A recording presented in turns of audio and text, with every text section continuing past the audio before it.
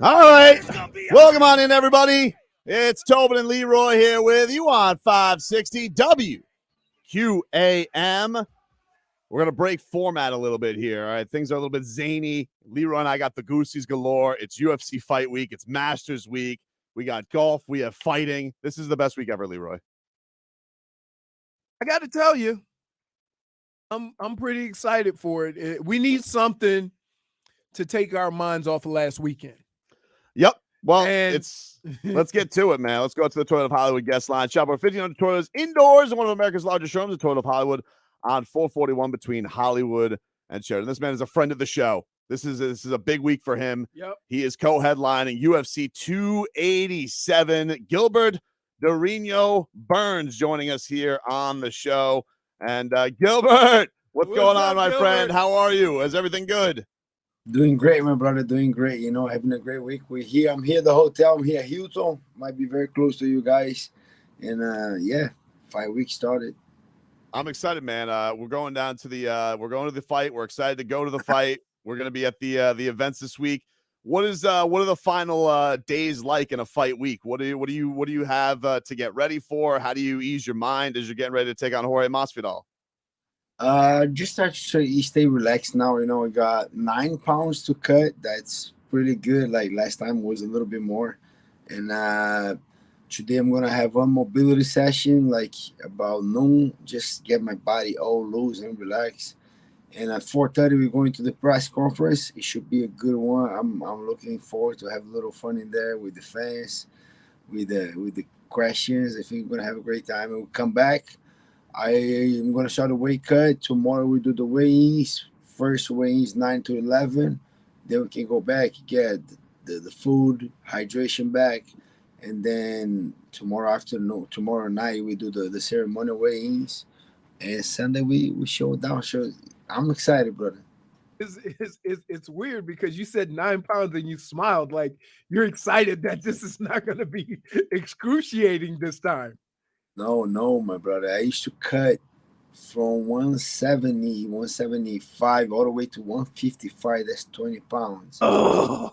Yeah, that was brutal to my body. Now I need to cut 9, so I'm very happy. I'm like, it's gonna be way easier, like less than a half pound. Like last time it used to be 20, 19, 22 pounds. Now it's 90 pounds, bro. I'm happy, excited about it. Gilbert, I saw something that was really cool on social media your team put out, and I couldn't believe it. But because you're like a big star now, and it was a video of you cleaning the mats. I couldn't believe that as a star. You're still doing that. Like you have the respect of you're still out there. You're cleaning the mats in that giant gym when you're like one of the OGs. Is that like a culture of the fight game thing? Is that just how you roll? Like, why is Gilbert Burns, a guy who's co-headlining UFC, still a guy who's making the gym the right place to be? I think for sure for me, the gym has to be clean. Like a couple guys getting like staph infection and all this shit. First of all, I don't want to get that one. The whole gym clean. And a couple guys are new. They get a little cocky, so I gotta put my hands on it so they see it. So that was on the Tuesday after sparring where we spar. That was a tough day, and then just to kind of humble myself a little bit, start cleaning. And that was an eye open because next day everybody was fighting to clean. And Wednesday, Thursday, so the gym was super clean. It is what it is. Sometimes I love to lead by example, and all the guys that mentor me, they be my coach during the years. They coach me by example, by they doing, not by saying, oh, do what I say. No, just do what I do. So, and I try to pass to the young generation the same way for my kids, to the new students, the new guys at the gym. Just just do what I do. Just don't do what I say. I don't like that guy. I'll do what I say, and the guy you should eat good, and the guy eating a freaking burger right here and the Coca-Cola. You gotta be on diet. I'm not that guy. I like to lead by example. So coming into this week against Jorge, you've done all the prep. What is the thing going into this fight you feel like you have to be most wary of? Like, what's the thing that he does best that you've been preparing for, that you've been trying to negate to try and get the win on Saturday night? Oh, he's very tricky with striking. You know, he's a guy that he throw a couple good knees, good kicks, good punches. He's a boxer. He throw good punches. He can do it all on the strike. You know, knees, elbow, punches, kicks. That's the thing that I gotta be more kind of eye open with that. And then I have a couple guys doing that. Make sure I'm sharper with it. But I think that's where he shines the best is on the striking. You know, and doing a lot of pressure, applying a lot of things that I think is going to work against George. And the fact that he's putting a lot of pressure on himself, talking about retirement, if he lose, come from 3 losses, fighting at home, I think he's putting a lot of pressure on himself, and he might do good with that because he's still putting more pressure on himself. So I think that's the kind of pressure that he wants to feel. So I'll be ready for George on Saturday. Coming into on Saturday night, I'm a little surprised, and we were talking to John Anik about this earlier this week, that he was surprised that the UFC had already put Colby as the guy who's going to get the title shot after this, because you and George is such a monster fight. It feels like there should be title stakes on it. Obviously, you know, you're one of the best fighters at welterweight on the planet. He's got a pass with Leon Edwards. How surprised were you that Dana came out and said, oh, no, the title shot's already determined, it's going to go to Colby? And did that affect you? Did it mess with your mood at all when that came out? Or do you still feel like a title shot's on the line here? Yeah, he didn't mess with my mood. I still think I still have an opportunity Saturday to make these guys change their mind, you know. So that's what I'm thinking. And Kobe's very smart, bro. So people are mad at Kobe, but if you were Kobe and Dana White call you, hey, you want to fight for the title? For sure, you're gonna say yes. So I don't blame Kobe. You know, he's just taking an opportunity. So my mission Saturday night is to beat Jorge Masvidal. I want to make a big statement, and maybe they give me the title shot. We'll see. You know, it depends on the performance. If I go out there and George is a dog, you know, if he sells that very hard, if he goes to a decision, I don't think they're gonna change. Still gonna be Kobe. So that puts a little pressure on me and go out there and dominate and finish Jorge Masvidal and make sure those guys change their mind. That's where in my head right now. So we got to correct something. The last time you were on, we were told by Tua, he said he's taking judo. The coach, he scrapped that. He said that was wrong, actually. He's taking jujitsu. He's not taking judo. Okay, so does this change anything of your opinion of Tua going out there, taking jujitsu to avoid the concussions? How does Gilbert Burns, a world jujitsu champion, feel about his favorite team's quarterback going out there and doing this to try and prevent falling on his head the wrong way? Yeah, I think that helped you a little bit on how to fall, because that was the problem, right? When he fall, right? Yeah, it's the back of his head. Yeah.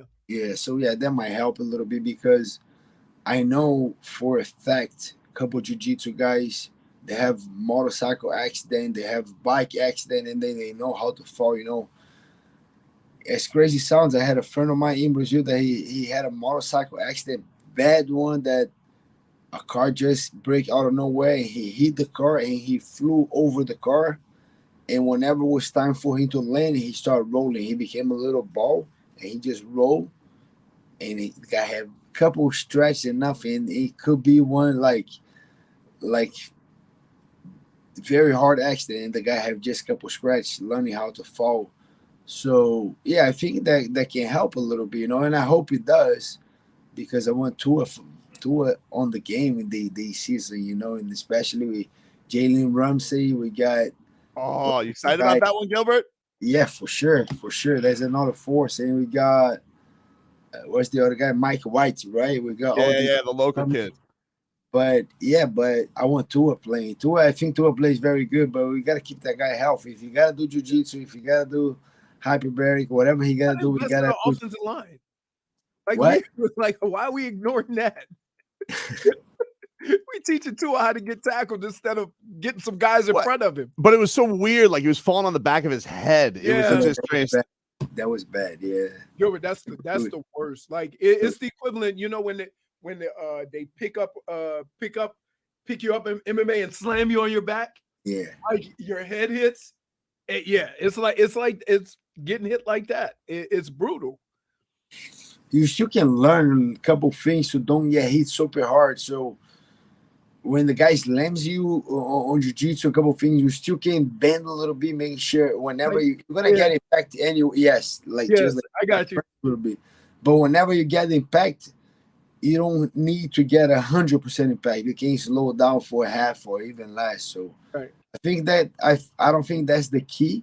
I think we need to get those guys on the defense kind of taking care of Tua, but I think that can help a little bit, and I hope it help a little bit. I just feel like, listen, you know, you're a monster Dolphins fan. And a world jiu-jitsu champion. I feel like he needs to be picking your brain. Like, you know, if it's not a day-to-day thing, because you're very busy too. But I feel like he needs to go to Gilbert Burns as like a consultant. Like, hey, am I coming along all right to make sure we can get through this season? Okay, Gilbert. I think it's very important. I agree. So I hope he comes to the fight. I know Raheem Mostert is coming to the fight. Let's see if he show up. We make a good connection. Yeah, I like that. Before we get you out of here, man, a lot's made. Obviously, this is you know, Jorge's hometown. But man, you've been down here a long time. Like watching the countdown, it was so cool seeing like the time of the gyms you've been to. You guys have all kind of stuck together in different locations. So how much like does the nostalgia feel for you, man? Like you've been down here for a long time, and to get to fight at the Heats Arena in front of all these fans, I'm sure you're gonna have a ton of people down there too. So what does this mean for you to be down here as a proud South Floridian? It means a lot, you know. These years start on the right track. First fight was in Brazil, in my hometown. Second fight here in Miami, my second hometown. September is gonna make 10 years that I'm living here in South Florida, here in the US. So yeah, I'm excited. I think I'm gonna have a lot of fans, friends, family, teammates, students. Everybody's coming. I think for sure he's gonna be a little favorite on the crowd. But as the fights start going, I'm getting better. I'm getting expert. I'm getting way better, and we're still in the crowd, and that's exactly what I'm planning to do. But it's a great opportunity. You know, big fight, co-main event, UFC 287 against Masvidal at home. Yeah, that's a great opportunity. I'm excited for it. Are you a Heat fan too? Like, are the kids excited you're fighting in the Heat's house? Yeah, kids are crazy. They come into the press conference. They go back home tomorrow. Think they come and they stay at the hotel. My wife got own room for them, so I'm still kind of relaxed, having my own time. But yeah, it's gonna be nice. Kids are crazy. That's gonna be on the Heat, on the Miami-Dade Arena. So yeah, great times. Who is we know Tyreek Hill's their favorite Dolphins player. Who is their favorite Heat player? Do they have a favorite one for basketball? Yeah, they have Pedro, my oldest one. He's in love with Jimmy Butler and Tyler Hero. Yeah, they crazy. They crazy. Both of kids are like, when we have an opportunity, you're gonna meet the kids. You make some questions. They know everybody. They're gonna do a crazy job. That's awesome, man. Listen, I can't wait to be at the press conference later. We can't wait for the fights, man. Thank you for always being generous with your time. Best of luck the rest of the week. We can't wait for Saturday night, man. Thank you so much. Thank you, guys. Have a good one. There you go. Gilbert Burns, one of the best welterweights on the planet, taking on Jorge Masvidal. That's our guy. We had to get him in. Had to, dude. Had to. And then we got the OG. Like, we interviewed Masvidal before. Yeah. Before the blow up. Right. Before the blow up. Yeah, Jorge is going to join us in the 12 o'clock hour today. So we got both sides of the co-main event coming on. I appreciate you not having them on at the same time. Thanks, man. We can't do that anymore. Thank you. Apparently, there were some shenanigans going down at the the Fighter Hotel yesterday. Him and Kevin Holland, who, of course, on our show just dropped a lot of curses. We couldn't keep him on very long. So they got into it. Him and Masvidal got into it. How has this happened? I don't know. Like, I don't know. Ask him. You can ask him. No, I'm not asking him. You got to ask him. Dude, here's He why I don't ask. Because that question, we don't have enough dumps. You know it. I know it. So I ain't going there. Fair enough. Just mute him. You can't. No. Don't mute him. No. Don't mute him. You can see when you're muted. I'll mute him. All right. Thank you to Gilbert Burns. Before we go to break, let's get an update on the Masters Leroy from the Edwin Watts Golf Shop. Some of the 90-day 100% satisfaction guarantee. Leroy and I both have the Goosies today because it is UFC Fight Week. By the way, if you guys want to go to the press conference today, doors open at the Casillas Center, which I got to get used to saying. They just said to call the K Center.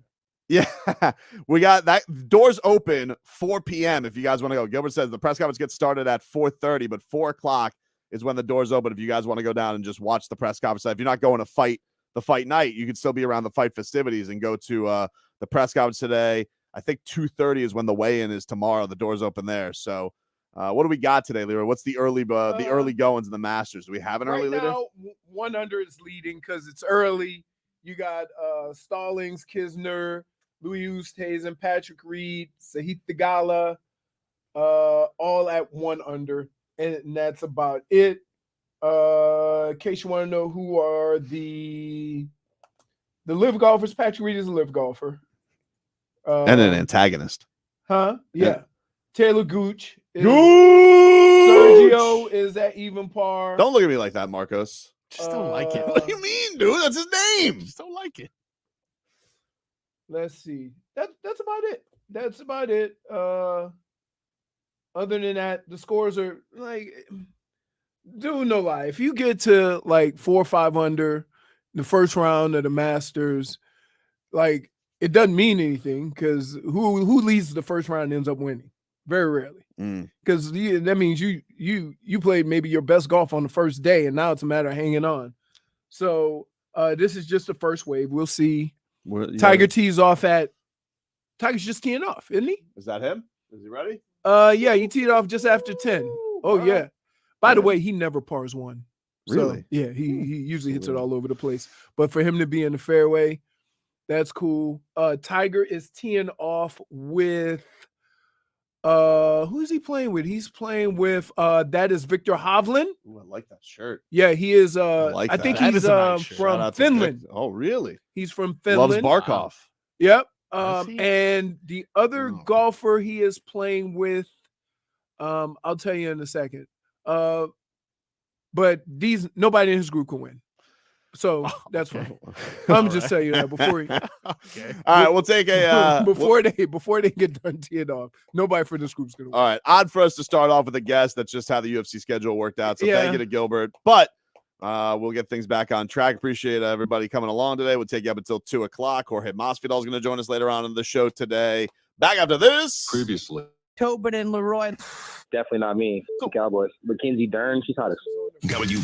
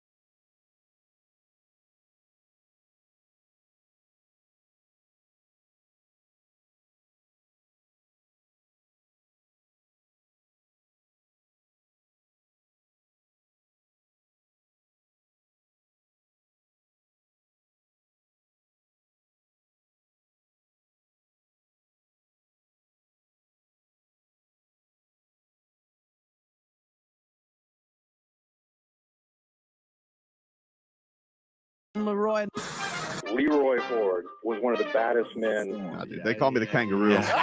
Tobin and Leroy, ready to deploy. Had to hit it with a little journalism, but that's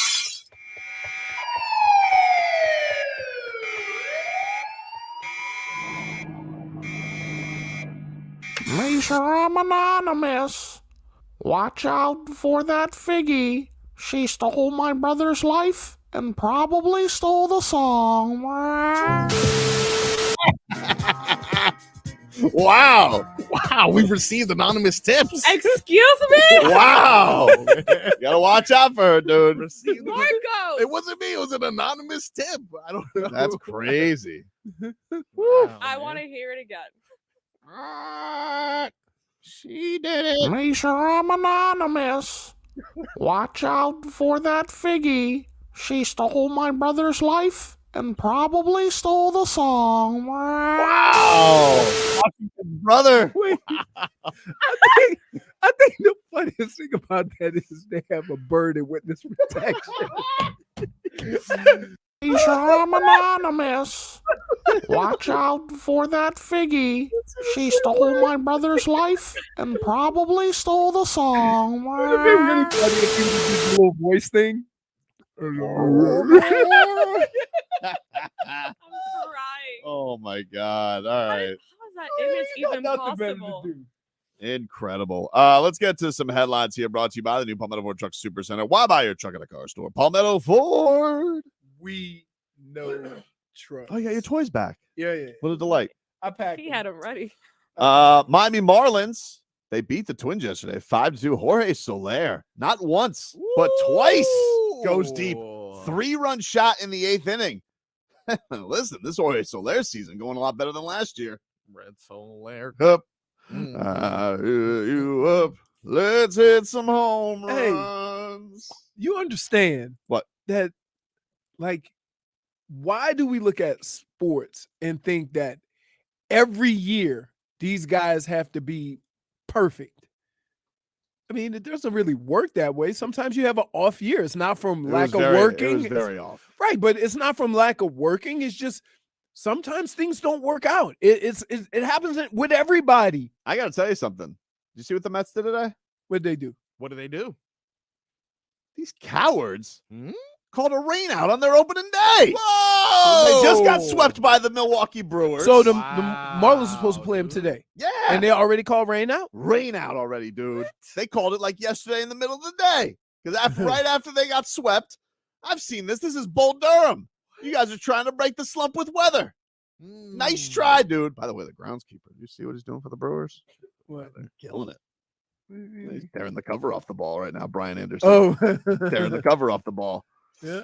Uh, It's nothing worse than seeing a guy that we got rid of, or a guy that Especially a guy I really liked. Yeah. I mean, he did get hurt all the time, but I Aw. like. it's one of those things, I though, really like man. Brian Anderson. Like, if you say he gets hurt all the time, like that's just one of those things. But thus far, the big bats finally came out for the Marlins. I think that's the most runs they've scored easily all year. 5 runs. Yeah, that's. I thought that's the amount of runs they I think the scored most- all I year. think the most they've scored so far was 3 on opening day. They won a game 2-1. They won a game 1-0. So they've scored one less run than they've scored for the rest of the year. That's Carry the. say that to yourself. Yeah, they doubled up their runs. That Basically. no, they've scored 6 runs before yesterday, and they scored 5 yesterday. Yeah. That- Either way, I'm happy they won, but damn. what? They're rolling now, baby. They won a series. 2 out of 3. They Like the won a Pablo series. game. Wait, how many times? Let me ask you this, baseball guy. Yeah. How many times you think they're going to be able to win a series only scoring 6 runs? 6. Technically, it was 7. They scored. They lost 11-1 on the first game. Dude, What? 2 out of 3, baby. We rolling, and the Mets are scared. Delaying opening day. Is it even raining in New York right now? It's not even raining. I just checked. You it, just dude. checked the weather. Right now, it's foggy with a 2% chance of precipitation. It's always foggy in Queens. It's I polluted. know. Yeah, although it was an 84% chance of raining at 1 p.m. But that's later. We'll deal with that later. Cowards. Wait, so he looked at the hourly without looking at game time? Look at that game time. It says 84% chance. No, right now, though, it's 2%. He's dealing with that later. Panthers take on the Senators tonight, 7 o'clock. And the Heat. We'll get into this coming up. 15 minutes of Heat. Heat back on the hardwood tonight, taking on the Philadelphia 76ers on national television. We'll get into that coming up next.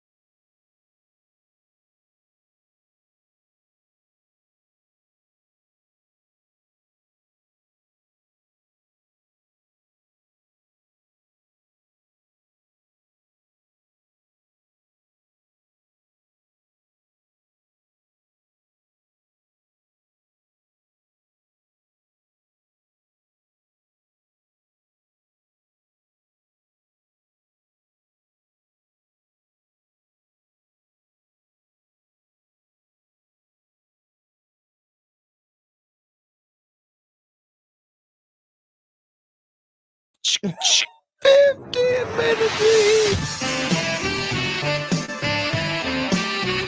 Bum, bum. 15 minutes of heat here for you on 560 WQAM. Why do you always do that in old? Because I like to say W. I just like to. No bueno. No bueno. WQAM. Remember, you ever see Private Parts? Howard Stern's movie? Where he had the think- program director like yell at him for the way he said it. He goes, WQAM. What do you say? No, Howard, you got to say it. You got to say the call letters. It's important. And he was just badgering the whole time. Isn't it amazing that all of the programming directors that gave him a hard time, and look at where he is and probably where they are? And I bet you a lot of them take credit for bringing him in. Perhaps. Yeah. Perhaps. Can't rule it out. Can't rule it out. Thanks again to Gilbert Burns for stopping by the show today. We'll have Jorge Masvidal on later. It is UFC Fight Week. Going down to the Heat's house, the Casillas Center. As is it Casilla or Casella? I gotta get that down. I think it's Kaseya. Is it Yeah, Casella? My they say bad. Casella, The yeah. Casilla Center. I gotta get down They call there. it the K Center. I don't think they want to be called the K Center. I think you got to earn your stripes. You know, like it didn't just become Yeah, America. It didn't just later on become you the get the AAA. nickname. You know, American Airlines Arena had to walk before it could run. That's right. I don't know what I'm talking about. Who knows? Periodically, during the course of this show, you do that. What do I do? Jackass is warranted. Did you guys see Jimmy Butler yesterday make fun of Bam Adebayo? No, what happened? So Bam does this thing. He has this drill that he does, which kind of annoys his teammates because he has to hog the basket. You know, when you're warming up, you know, everybody get some shots up. Let's share it. Let's share. Oh, the but he court a does little this bit. thing around the basket. Yeah. And nobody can shoot. So nobody can shoot. And this is typically something I see with Duncan Robinson at home games. Duncan Robinson warms up with Bam. And so Duncan's like, Duncan gets out there a little before Bam. And then he has to wait. He's like, all right, do your thing. And That's why he's been missing shots. Man, no, it's been a thing. It's been a thing for years. But yesterday, Jimmy, apparently, him and Bam were warming up together. And can you post this video up, J-Fig, of Jimmy Buckets? Just look at the stare that Jimmy Butler gives Bam, Leroy, as he's just staring on the three-point line and just waiting for Bam Adebayo to finish his drill, hogging the basket. And he's just looking longingly like, hey, man, can I take a shot? And now he changed his pose. Changed his pose, hand on hip, and he's just looking at Sassy. Bam like, "Hey, man, I want to get some shots up here in Detroit." Wow, this goes on. Now for Bam It What goes on happened? for a while. He gets a bunch of drills up. Get the hands around the basket. Imagine. Look at that face. Yeah, just like, man, this is just he's just there, huh? All that for Jimmy Butler to take over the fourth anyway. Yep, You pretty know, much, Like, come on, man. pretty much. But anyway, the Heat take on the Sixers tonight. That's almost how I look at you sometimes. It is how you look at me. It reminded me very much of that. Just stare. Just No words. We all know. words mean words. Words means words. Stairs means stairs. Mm-hmm. Last night the Nets did beat the Pistons, so the only way now for the Heat, they have to go 3-0. The Nets would have to go 0-2 for 6th seed. And who do they play? I think it's the same teams. I think it's the Sixers, the Magic. The Heat have the Sixers, Wizards, and Magic, and I think that the Nets have just the Sixers and Magic. So, in other words, He'd have a game in hand. They do have a game in hand. And They do have a game in It hand. means nothing. Well, it doesn't mean nothing. I mean, if they lose, Why? it's because if they lose, then yeah, but they play have it. more opportunity to lose. And if you figure it out this season, the more games they play, the more chance of them to get blown out. It's not the more games they have to make up on another team. Nets have Orlando on Friday at home, and then they host Philly 1 o'clock There on is Sunday. no way. What do you mean, no way? They just beat them. Dude, Philly's not playing anybody on Sunday. Oh, that's true. They What are really you have nothing to talking- play for. Right. Because Milwaukee already locked up the 1 seed. You don't think Shake Milton can save It's going to us? be 2 against 3 anyway to see who gets to Milwaukee. You don't think what now? Shake Milton. He's good, but You no. can get on heater. Okay. Yeah. I mean, not kind of what happened to the Clippers last night with no Paul George. I know. They just That had start to feel- making. Dude, that had to feel good for Russell Westbrook. That had to feel so good for Russell wait. Westbrook. Not only that, he came out shooting. He was like, He came out shooting. yeah, We make like 5 threes. that was nuts. I know at one point he was 3 for 3 from 3. Oh, let me see. Hey, LeBron, you think LeBron was looking over there and say, what about all them bricks you were shooting when you were here? Well, I mean, like, listen, you rats off a ship. Now, look, it worked out. I mean, the Lakers have been much better since those trades. Vanderbilt and Russ was 2 of 4 yesterday. That's it? From 3. Maybe it felt like 5 of 4, but he was 6 of 12. Like he had he was 50% from the field, so he had a nice game. right. And then Kawhi doing Kawhi stuff. Kawhi, I can I'm a never fun figure him guy. out. I see why everybody just lets Kawhi do what he wants. Because when he plays basketball, he is awesome. Norman Powell had 27 points last night. Yeesh. But They not start enough. making threes, it was over. Not enough. Lakers lose last night, 125-118. So yeah, the Heat, they need to run the table. They need to have their first 5-game win streak, and they need the Nets to lose last 2. Or, if the Nets end up winning one of these games, then it's clinched. So but tonight still is going to be a fun one. Do you rest people? I would once you get to like if Sunday means nothing, yeah, for sure. Let me ask you a question. Why on earth would the Heat rest anybody? They're still trying to find out who they are. They've been trying to find out all year. Mm-hmm. So why would you then say, okay, we're going to rest for the playoffs? Because you'd still get a couple days off if you take care of business on Tuesday. I think. I don't think the series would probably start till the weekend.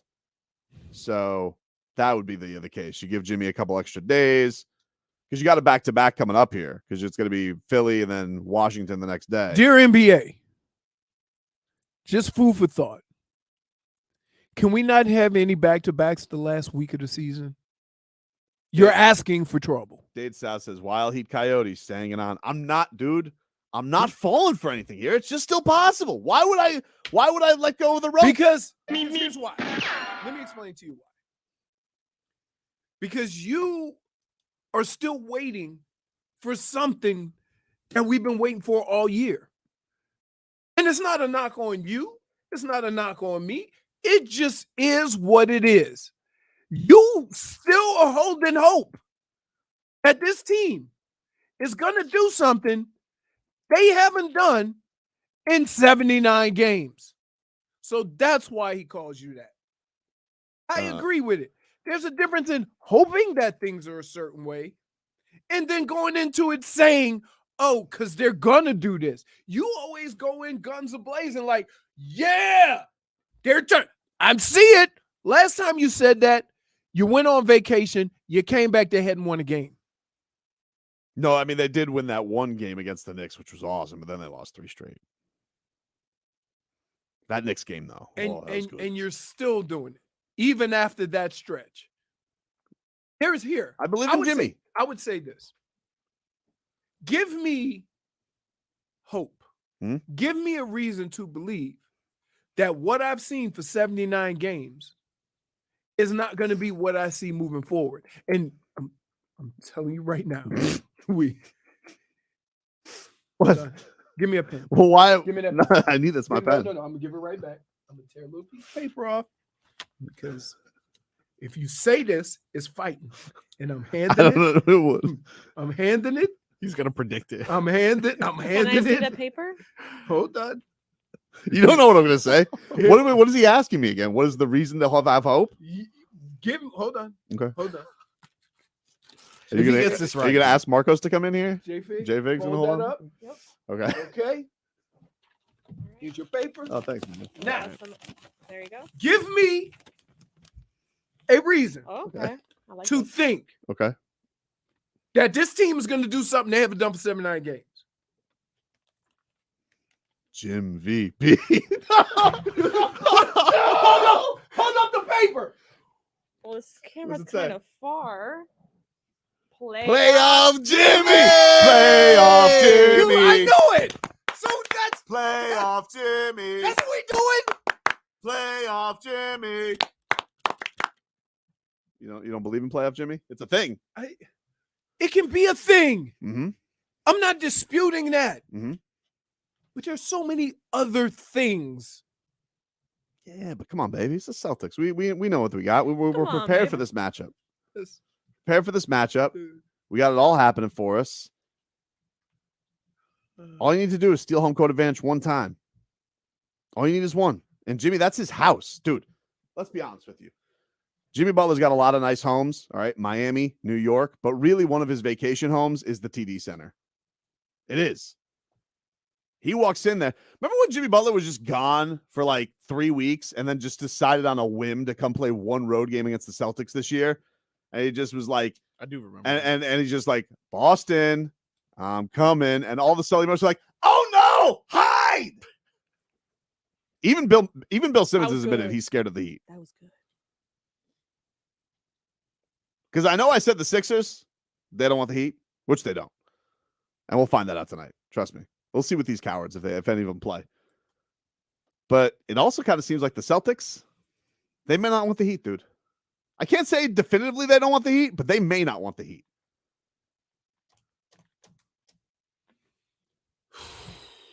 Jim VP.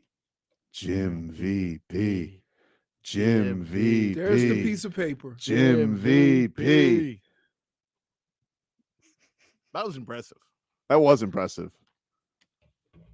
I knew it. You know, I me. knew it. I know. Like, can I have something real? What do you mean? Just what I said. That is real. What's not real about Jim VP? You know, You don't think Jimmy could score 40 and they still get blown out? Nah. Okay. No way, baby. Okay. Come on. I still believe this. This team is so frustrating because they can beat anybody and they can lose to anybody. That is true. But for you to think that they're going to be able to play a week of good basketball when they haven't done it. Yeah, but here's the thing about the playoffs, dude. All right, put on your safari hat because you want to know something. It's a different animal, baby. Different animal. Different beast. And I'm not talking I don't Brian know London. whether I want to yell or curse, but neither one's good. Really? Put on your hat? Yeah. I say yell. No, it does no good. It does a lot of good. What do we got over there? Oh, looks like we got ourselves an opening round series with the Celtics. This is much different than a Thursday night against the Pistons.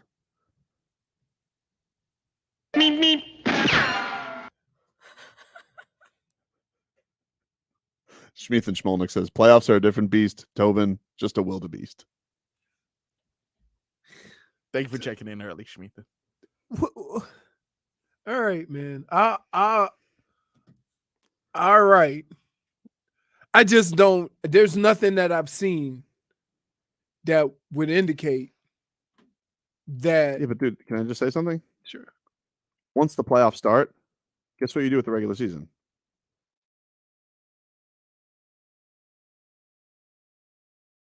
You need a pen? No, yeah, listen. No. It's the regular season. It's the regular season. All right. Once the playoffs start, like that. All right. All right. Yeah. Throw it out the window. It's the windowplex, dude. That is the windowplex. Careful. Don't ruin it. By the way, can we get a weather update from the Demesman and Dover Law Firm? YourAccidentAttorneys.com. Free consultations 24/7. Call them at 866-954-MORE. Messing with you is gloomy. Gloomy. Partly Wow, you have cloudy. graphics now. I have Partly graphics cloudy. now. Wow. Cute. Partly cloudy, wind blowing out of the east at about 15 miles an hour. And I'm guessing it's been a heater the last couple of days. I would say it's like 83 degrees. Hey, can I ask a question? Sure. I'm looking outside my windowplex, Yeah. and a golf cart just pulled up to the stop sign. Mm-hmm. and he's just perusing down the street like it's a car. Huh. That happens here in Miami. What was the Does happen question? down here. I know it Quite happens in often. Davie. Anyway, how was his weather report, Marcos? Pretty accurate, partly cloudy, 82 degrees, wind at 18 miles per hour. And look at that. We're not canceling our basketball game today because we're not our baseball game because we're not babies, New Not a bunch York. of cowards, New York. Cowards. I love how there's 2 Tobins right now. Oh, hey. We'll take a break. A new star wants to come to Miami. Tell you about that next. Previously on Tobin and Leroy. Words means words.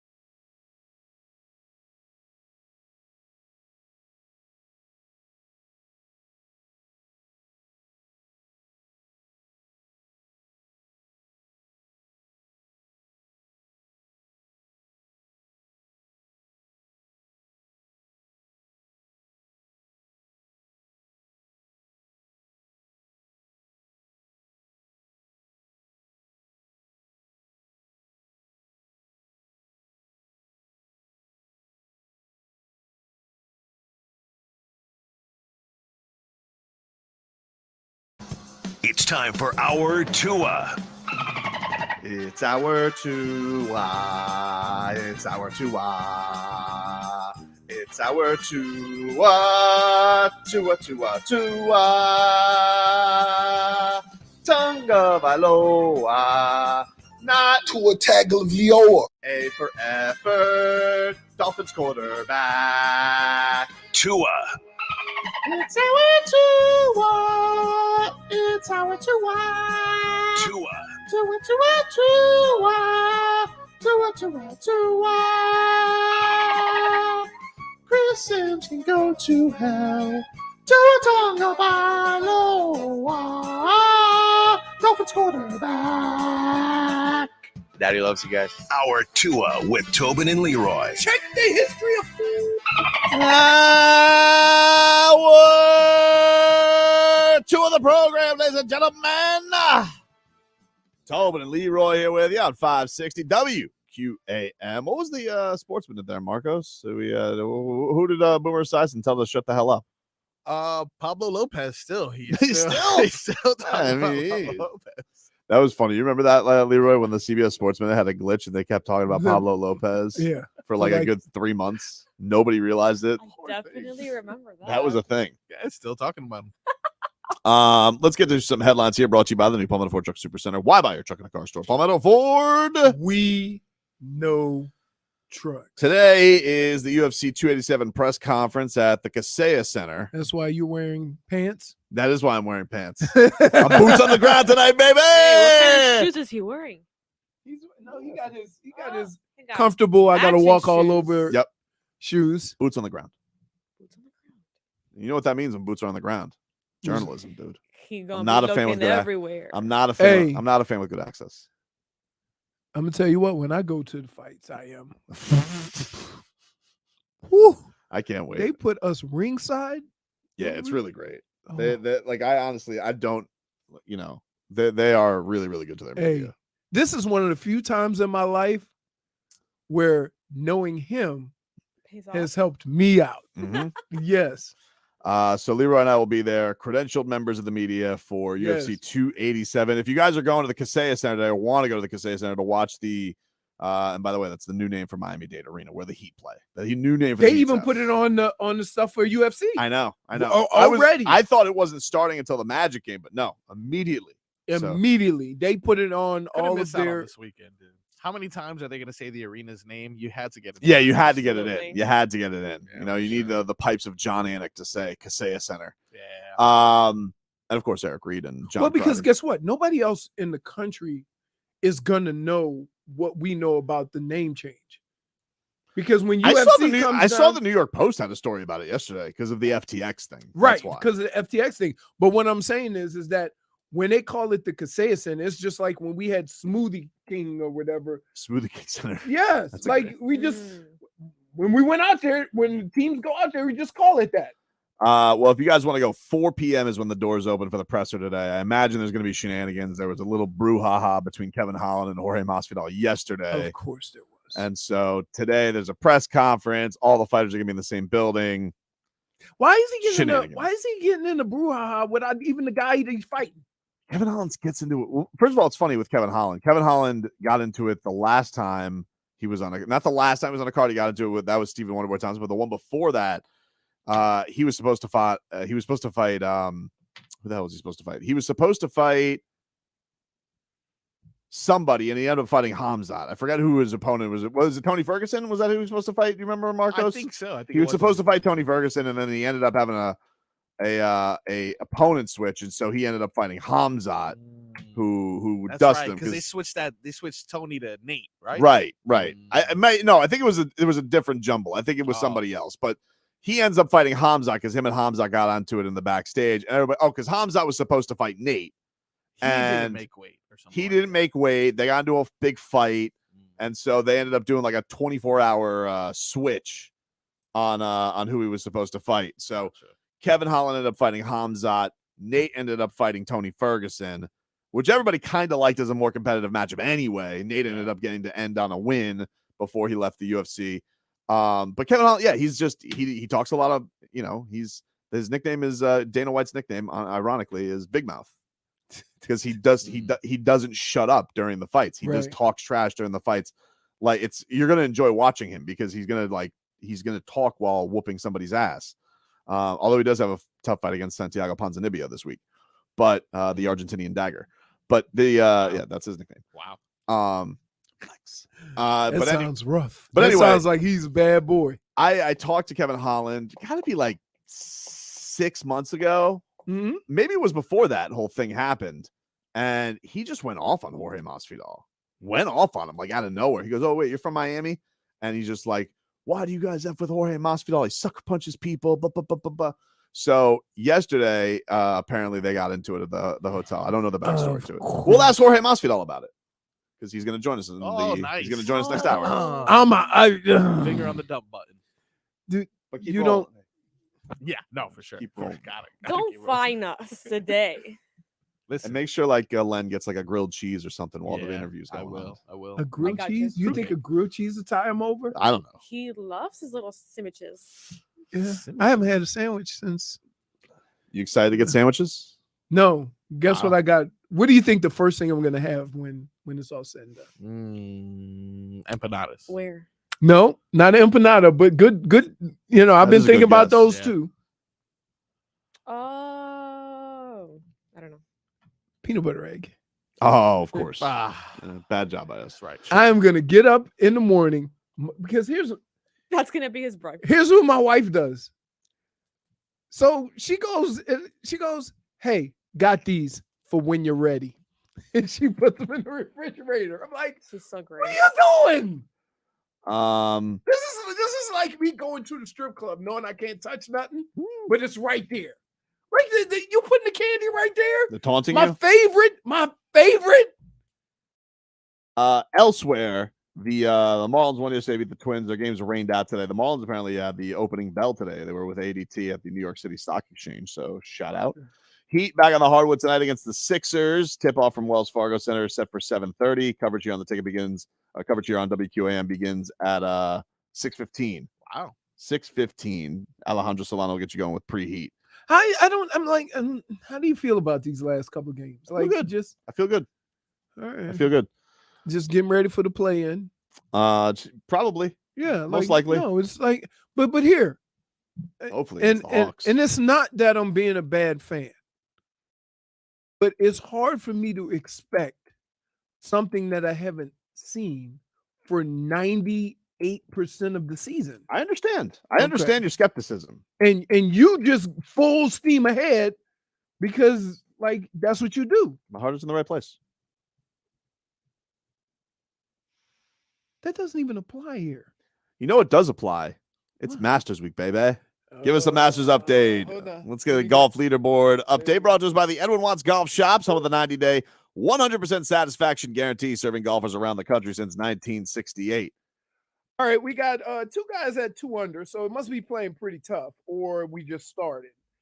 We got Moronk and Victor Hovland, Scott Stallings, Kevin Kisner, Sergio Garcia. God, I forget Higgins' last name. He's a little chunker. You see him; he's a cool, fun dude, though. He's at 1 under. Patrick Reed is at 1 under. Sahith Theegala, Seamus Powell, and Keegan Bradley, all at 1 under. As far as Tiger, I think Tiger's 1 over. I was paying attention to him. He didn't get up and down. But other than that, yeah, 2 under. Like it just looks like now, it will literally be 4 or 5 under, right? 4 or 5 under. It's Adrian Moronk. Oh, I knew all the other guys, but Kazuki. No, that's not the guy I was thinking of. who is Seamus Power? Seamus? Seamus. It's Seamus. Oh, yeah, he Seamus is. Power. He's on the leaderboards periodically. All right. All right. So he's not nothing. Keegan Bradley has a major championship. Do we have a dog in this fight? Who should I be rooting for? If Don't say Gooch. You better not. the cool dudes, like you would like to see history made, so I'm a big fan of Rory getting the final. Come but on, I know dude. that's not going to go well. You could always, there's always the Tiger thing. Well, I mean, that's never gonna Other than that, if I was Tobin, Hmm? here's what I would root for. Because you like chaos, Yeah. for one of the live The players live to win. Well, who's the most golfers. likely? Like who's got? Because they're all washed, kind of, right? So No, who's no, the no, most no, no, likely no. one? Cam Smith.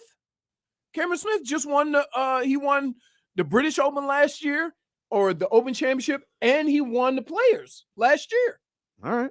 So, All right. but he said, they go, how you been playing? He says, terrible, but hopefully this place will turn it around, which never happens, but you know. It's a rough strategy to go with Cam. Right. Cameron Smith, he is probably, I would say, not the most accomplished, but the most recent guy that we've seen play well. Okay. Because he won the last major last year, along with the Players. We'll take a quick break here on the show. Somebody wants to come to the Dolphins. Play with Tua. Say about that next.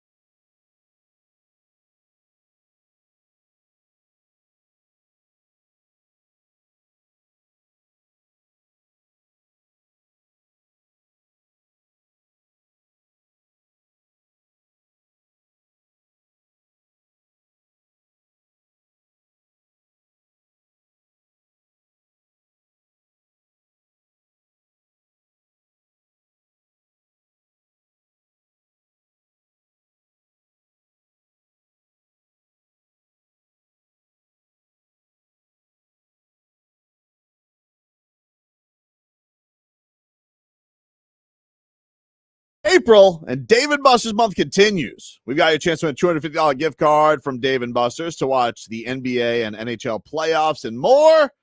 Go to WQAM.com and enter on the contest page. And if you win, you can go to Dave & Buster's with your gift card and have a party. All on us, Dave & Buster's.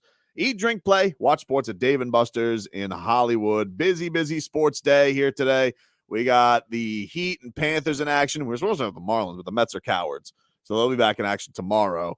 UFC press conference at the Kaseya Center today. Jorge Masvidal scheduled to join us in the 12 o'clock hour today. We already had Gilbert Burns at the top of the show. If you guys missed it, get the Tobin and Leroy podcast, or you guys can rewind on the Odyssey app. And let's get to this. So this is interesting yesterday, Leroy. Got notes? No, I just did that for effect, to be honest with you. Oh, okay. No, he's a chronic paper shuffler, but Yep. it's never I anything tried to get wrong. away with it, though, because I have a pad now. Oh, I have a okay. pad, There's a legal pad. Legal pad. So you don't Or hear the like shuffling quite as much. illegal. Excellent. I appreciate that. Either way, Okay. a star wants to come to Miami. Tell us. I'm scared. No. You can't just go at this Yeah, I can. willy-nilly. Cam Newton, former MVP. He's gonna play tight end. Well, Cam Newton has come to the realization that a starting quarterback job in this league unlikely, and he has made a list of the teams he would accept. He won't go to every team as a backup, but he has made a list of teams he is willing to go to. Hold on. So I haven't seen this list. Yep. But I'm willing to bet Mm-hmm. that whole list, Mhm. everybody's been in the playoffs in the last couple of years. No, not everybody. Not everybody. The only other group that's on there. You'll hear his explanation. I've heard it. Okay. Most of them it seems like he's well, I'll just let him play. This is Cam Newton on his podcast and him explaining he has come to the acceptance part of taking a backup QB job, and this is what Cam had to say. I know a lot of people have a lot of things to say in regards to my future in the NFL, and I wanted to set the record straight by saying this is how I feel. There ain't 32 guys that's better than me, but I also know that I could also be a backup, and I'm willing to be a backup. Players that I will back up. Number one, I'll back up Deshaun Watson. It goes without saying, me and Deshaun Watson's relationship, he was on my 707 All-Star team. I've grown to admire the person, the athlete that he is, going through a lot of turmoil, but I believe that's behind him. My number two person would be wherever Lamar Jackson decides to go. Number three will be Justin Fields, another C1N product. Number four will be Tua Tagovailoa. Number five would be Malik Willis, another C1N All-Star representative. And I would say there's three rookie quarterbacks that I would love or enjoy to groom. I love the music. Any of these rookie quarterbacks, CJ Stroud, Bryce Young, and Anthony Richardson. Any one of those guys, I would be happy to back those guys up. We got number 7, Jalen Hurts. Cam Newton. Number 8 would be Aaron Rodgers. Number 9 would be Josh Allen. And number 10 would be Sam Howell, another C1N alumni. But when you think about the list, it's really to the point. Now, some of those guys may already have penciled in backups that the franchise is probably okay with, and that's fine. I'm just voicing my opinion, and I'm just getting the narrative out. Are you kidding me? What do you mean? Are you kidding me? I don't know what you're referring to. No, you want Cam Newton grooming a quarterback? Grooming him, dude. Why is he not playing quarterback right now? Well, he doesn't believe he wasn't willing to. No. Why isn't anybody looking for Cam Newton to play quarterback? I personally think the reason he wasn't playing quarterback is because he's a big star. He's a former MVP, and he wasn't ready to accept the backup role. You know, Or now he is. Or Hmm? counterpoint, Hmm? he makes bad decisions and he's inaccurate. Well, I mean, And he can't run anymore. Well, hold on, though. So I'm gonna just say this, Hmm? right? Cam Newton was unbelievable. Yeah. Okay, Yep. but you ain't that guy. What do you mean? He's not that guy. What do you mean he's not that guy? Just what I said. How about this though? Give me a backup. Think about Oh, this. my Think about this. Think goodness. about this. What are we doing? What was one of the Sometimes most? we got to be more self-aware. Okay, but well, that's fair. Dude, you don't put it. You. The league is like you put out a list. Tell us. Yeah. I thought it was a good list. Get the hell out of here, Options. dude. How many GMs are thinking? Cam Newton. We're on this list. Apparently, according to his trainer Nick Hicks, Nobody. he says that they're boys. He says two and So what? you know, That's no what chemistry. I'm. Wait. I got nothing against what Cam Newton has done in football. It seems like you do. no. You said he can't groom. Yeah, it's true. Here, He has nice. let me hair. ask you a question. Yeah. One of the things about being able to groom a quarterback is bringing something to the table. Okay. Okay. How great was Cam Newton's decision making when he played? Mature. Okay. How good was his accuracy? Not good. Okay. Is he grooming? Hear me out. What is he grooming? What was when the two biggest aspects of quarterback he wasn't good at?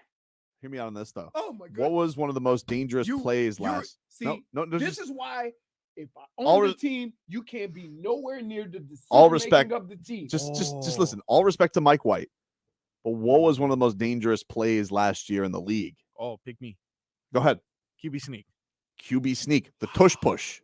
Okay. All right. We get Cam Newton here to run our tush push. That's an MVP tush push. For sure. He's really good at that. Yeah, come on, dude. Big body. We don't want to sneak Tua, right? We don't, Concussions. for sure. Dangerous. Mike White, he's not doing anything. Mike White, you know. He's not pushing a pop. There's nothing sneaky about Mike White. Yeah, you can see him. So let me get this straight. You would bring Cam Newton here just so he could do quarterback sneaks. Yeah. Yeah, baby. You realize, Little fullback action. you realize, okay, that based on the last couple of years that we saw Cam Newton, that Mike White might be a better He might be. quarterback. I don't know the sneak. I'm talking about the sneak though, dude. Dude, you don't.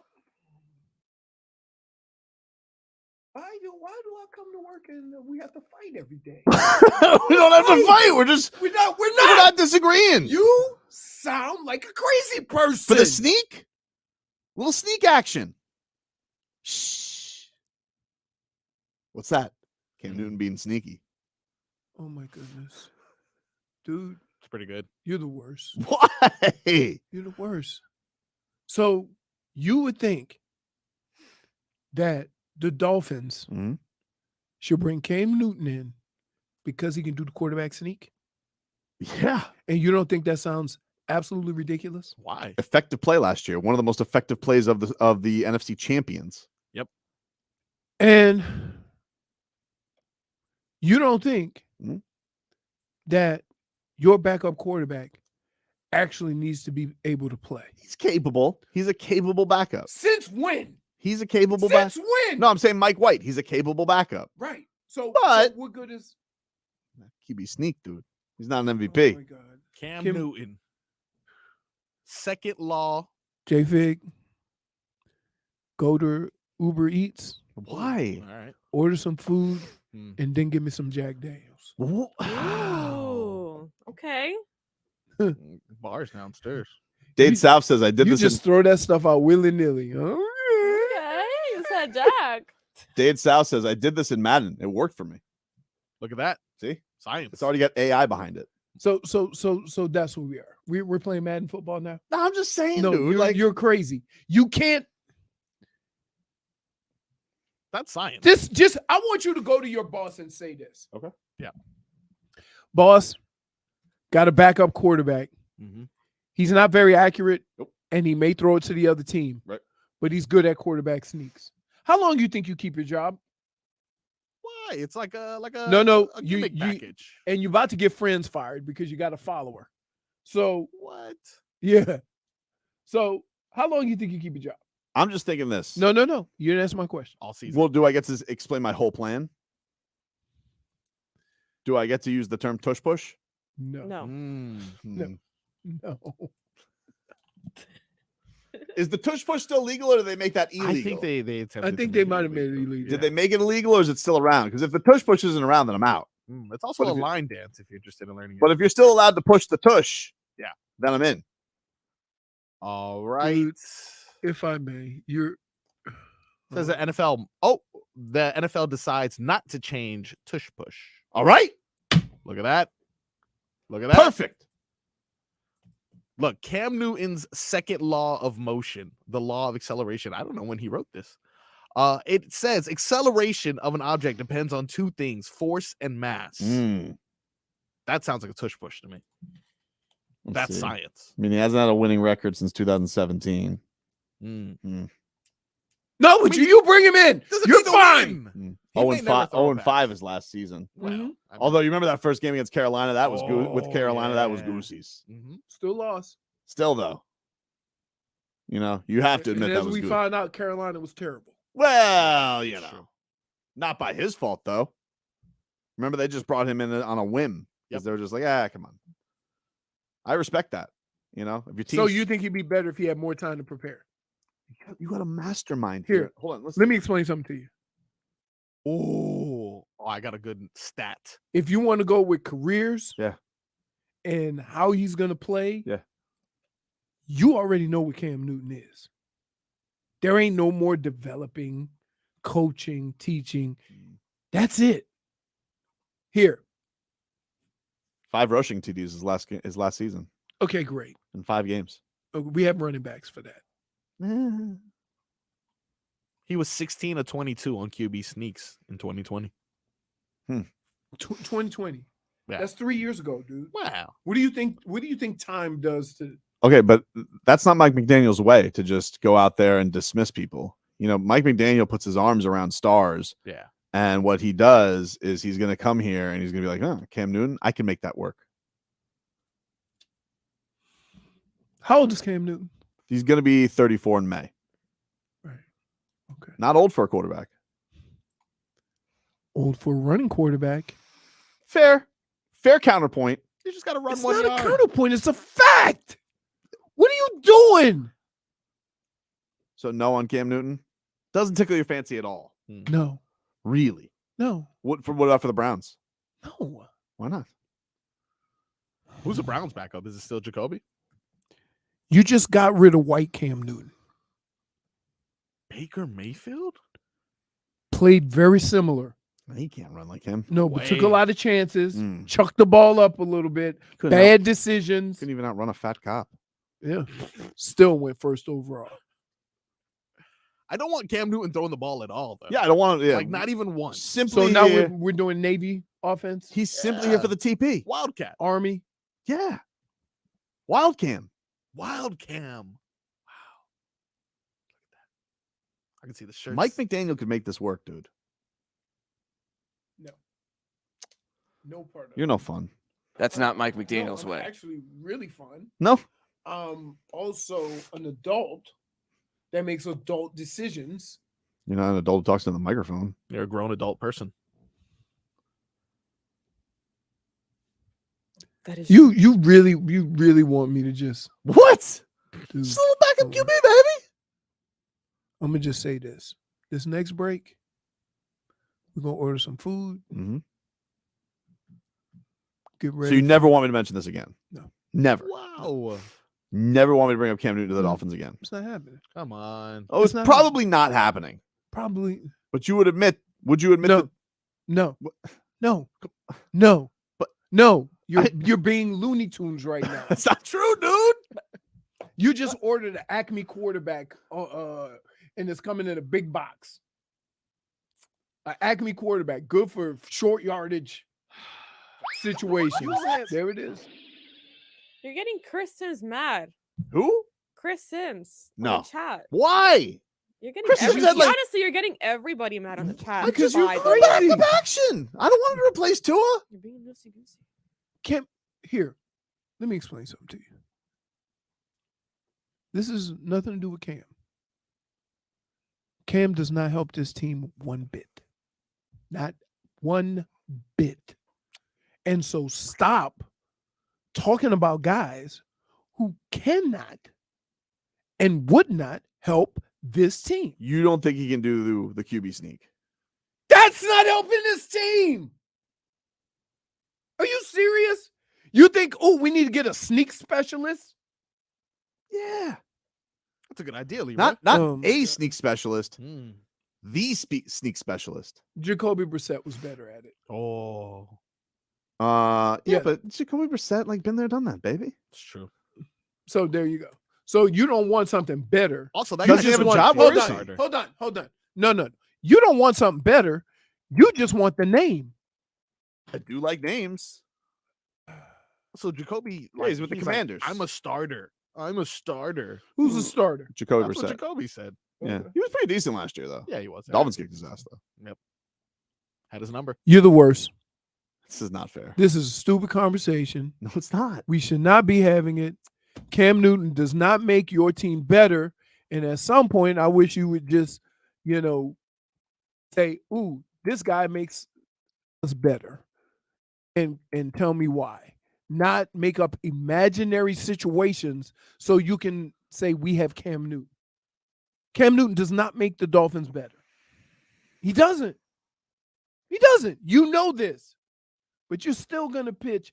Oh, what about short yardage? Really? Yeah, baby. Really? Push. Not illegal. It's like saying, well, I just signed a field goal kicker. He's not accurate, but he's got a leg. No, Kinda it's not defeats true. the That's not purpose. true. That's not true. Really? Yeah, there's no sneaks in kicking.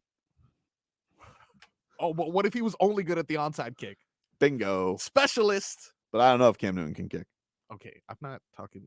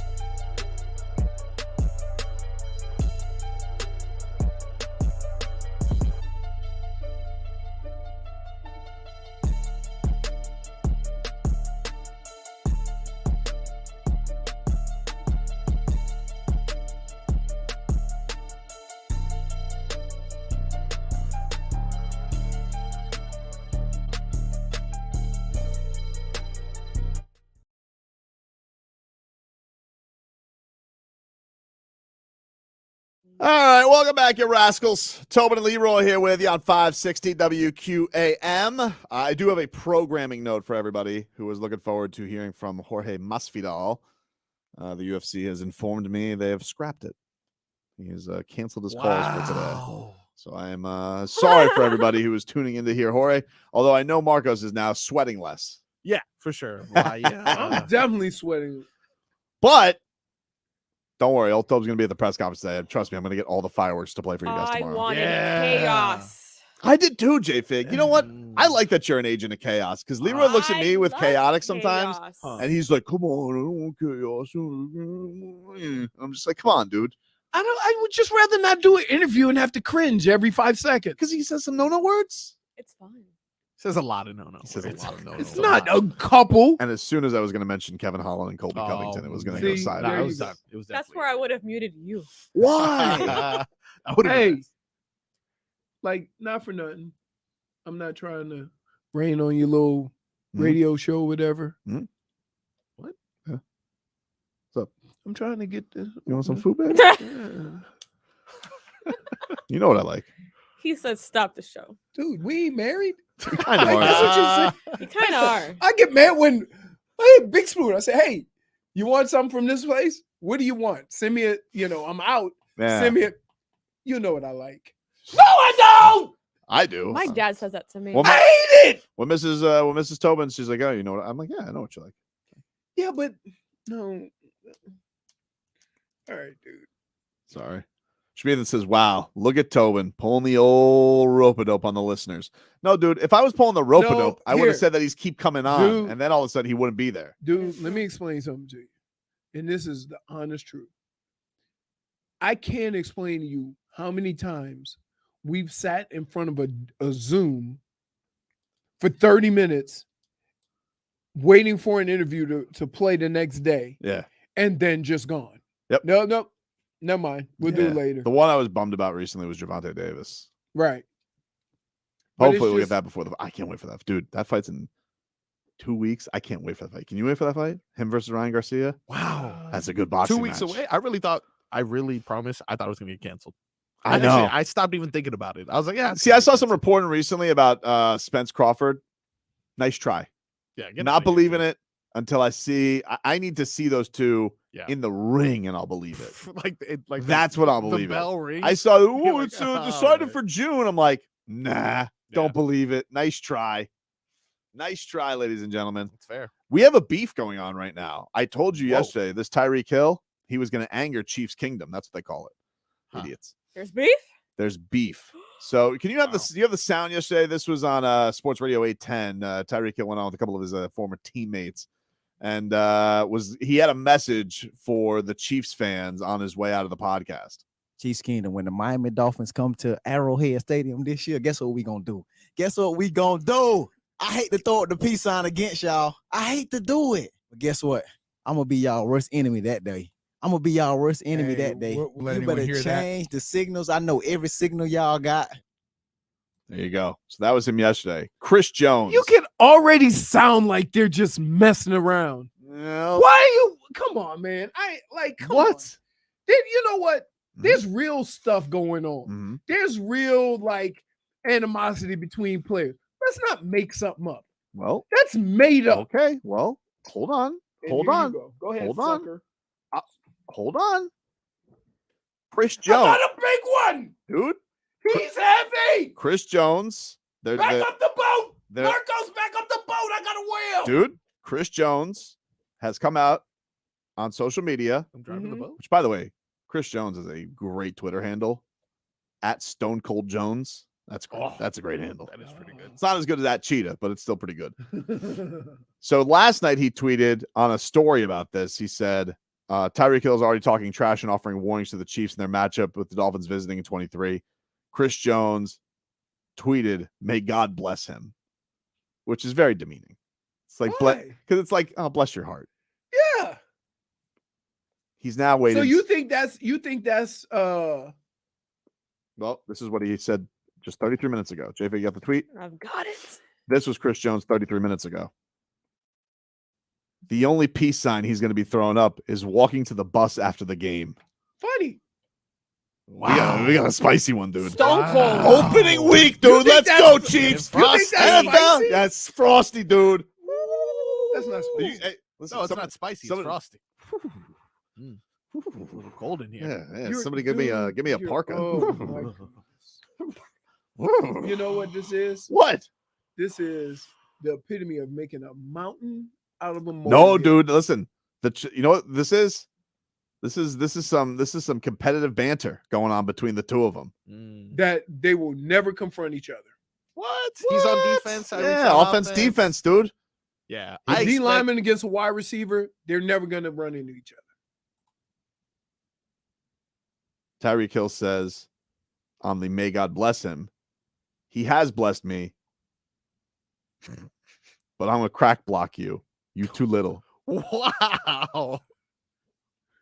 He's calling it. They're boys, by the way. Yeah, I know. No way. That Yeah, no, being they are. that being said, you've always said, who do you want to beat the most? Mhm. Your friends. Yeah. Oh, of course. Yes. There you Oh go. my goodness. I remember we were playing. I forget who we were playing, and I came across a guy that I had either went to college with or played with, and he made a tackle and he got up cheering, and I tripped him. And he says, "Are you kidding me?" I'm like, "Yes!" I gotta be honest with you. You know, the more you try and put out this mature label that you have, the more you're like me. First of all, that's a lie. That's not a lie, That's a dude. lie. We're a lot alike. No, We're a lot alike. no, how are we alike? Because you're up for shenanigans too. I'm not up for shenanigans. You are, dude. But everybody is when we play against each other. All right, I have gone through all the restaurants. Do you feel like Tyreek Hill is going to try and crack block him, or do you think he's just going to try willy-nilly down the field? I think he's gonna do some drive-bys, but he ain't gonna do nothing because that's a big boy, Yeah, he's a moose. right? You're talking an all-pro. And he's strong as an ox. So That I being- do. It has the equivalent of when Zeus tries to catch flies at my house. If Chris Jones tried to retaliate, that's Mhm. what it would look like. I like it. Don't make stuff up. I like shenanigans. I know that's fine. I'm not making anything up. I'm literally just reading tweets. No. You know what I mean. You're not making things up, but you are. That's a fun pumping match. it up.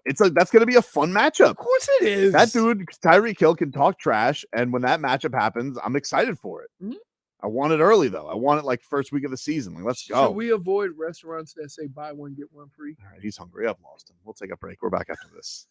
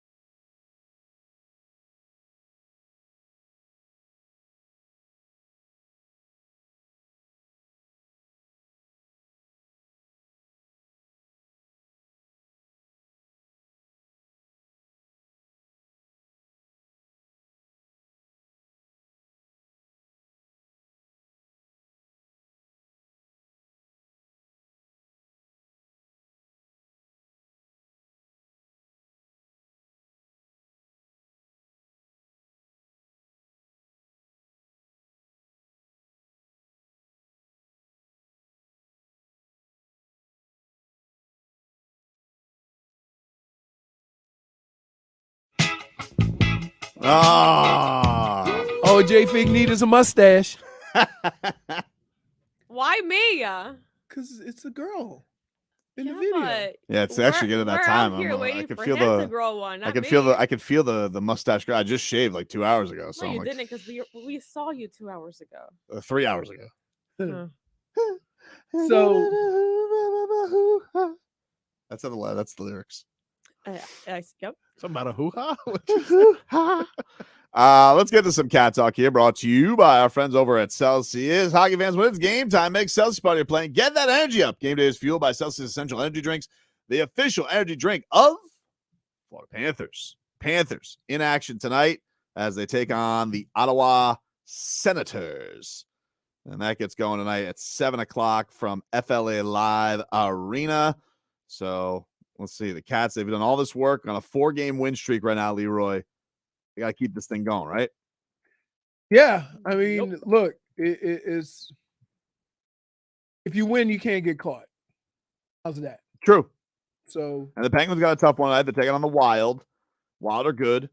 One of the best teams in the league. So they got that in front of them. The Islanders, we got to root for, unfortunately, the evil powers tonight. Lightning. yeah, Lightning are taking on the Islanders tonight. So Ugh. right, yeah, I know it hurts, Marcos. We have to root for them? We got to root for them. We got to root for Kucherov tonight. Hmm. You know, So a tie wouldn't help us. a tie. Yeah, because if they If they lost, a tie would be okay because you get a point if you the Panthers got to overtime. You get a point for going to overtime. But no, a tie really, they don't do ties in the regular season. They go to shootouts. That's right. But them going to overtime, if you win, it's fine. Because you like Leroy said, it doesn't matter. But yeah, they're taking on 2 good teams. It would be a nice night for the Panthers to get one over on Ottawa, who's decent. You know, the Ottawa beat the Panthers recently. So a lot of action tonight to keep an eye on in the hockey playoff race, as is with the Miami Heat, who need to keep their hopes at the 6th seed alive with a win tonight over the Sixers. They got to go 3-0, and they need the Nets to lose their last 2. But that's your cat talk here. Brought to us by our friends over at Celsius. Hockey fans, don't sit this one out. When it's game time, make Celsius part of playing. Get that energy up. Game day is fueled by Celsius Essential Energy Drinks, the official energy drink of the Florida Panthers. Meanwhile, Leroy, the golf update here, baby, from the Edwin Watts Golf Shop. Some of the 90-day 100% satisfaction guarantee. Serving golf fans around the country and golfers around the country since 1968. What do you got there, Leroy? 3 under is the wow. score right now. Hello, friend. Talk like that the entire time. I don't know why they're whispering, and they're in a booth far away from the golfers. Yeah, it's all for ambiance. We're far away. But No I'll one do can it hear us. anyway. It's beautiful. I wonder how it would sound if you kicked off some booty music. Come on, baby. Victor Hovland's leading the way. Yeah. No. So 3 under is leading. Victor Hovland and Cameron Young. I just dismissed Victor Hovland, but he is currently in the lead. Moronk, Shane Lowry, Adam Scott, Sergio Garcia just dropped one, but those guys were at 2 under. Now Sergio, Patrick Reese, Seamus Powell, Keegan Bradley, and Shoffley are at 1 under. That's about it. Tiger is I want to say 1 over. He's 2 over. 2 over. He bogeyed another hole. Yeah. So yeah. What about birdie putt? Oh, Victor Hovland. Great shirt. Came up short. What about Brackenrose? How's he doing? First of all, wrong sport. He was trying to say McEnroe. And Rory McIlroy has not teed off yet. Boom! Really? What? Yep. That was me. Sound effect. Other headlines, which are brought to you by the new Palmetto Ford Truck Super Center. Why buy your truck at a car store? Palmetto Ford. We know truck. You want to hear really flames on it? Huh? Does Does it that have have flames? on it? No. Oh. It's You want just to hear a fire really engine red. You want to hear a really awkward moment yesterday from a press conference? Mhm. So Wait. First of all, who's press conference? the Ravens were having a press conference yesterday. Oh, yes. And the Y'all need to hear this. the GM. Because this is a perfect example of, I mean, he did everything but say I screwed up. I think. Well, I don't think we're referring to the same clip. Okay, go. They were trying to ask about Lamar Jackson, and their PR people scolded the reporter. Because they probably told him not to ask about it. I guess. Well, in the midst of it, they did. So here is the question. With respect to this being about the draft and everything, just with the Lamar stuff that's going on. Hey guys, are you all looking at quarterbacks? Out. This is about the draft. Just move off the we're not going to answer one more question today. About the draft. Are you looking at quarterbacks differently because of the situation that's going on? Yeah, I don't think we really are. Oh wow. Tried to silence him. They tried to silence him, huh? Wow. Which some NFL propaganda. Now I will say this. Usually I will get on a reporter for trying to find 1,000 different ways to ask the same question. But if you ask them, are they looking for a quarterback because of the circumstance that they created? Right. I really believe you that. Can't get on him about that. Right. You can't get on him about that because he centered it around the draft. And what would happen? Would he been doing this job if the Ravens go out and trade up and draft a quarterback? It's impossible not to talk about the draft and talk about Lamar Jackson. Like it's right. the biggest, when it's the most important position story on the field. It's the biggest story in the NFL. It's the biggest story about your franchise, and it also centers draft picks because you're either going to draft a quarterback or you're going to lose him and let him go, and you get 2 draft picks. So it's impossible for you guys to just like.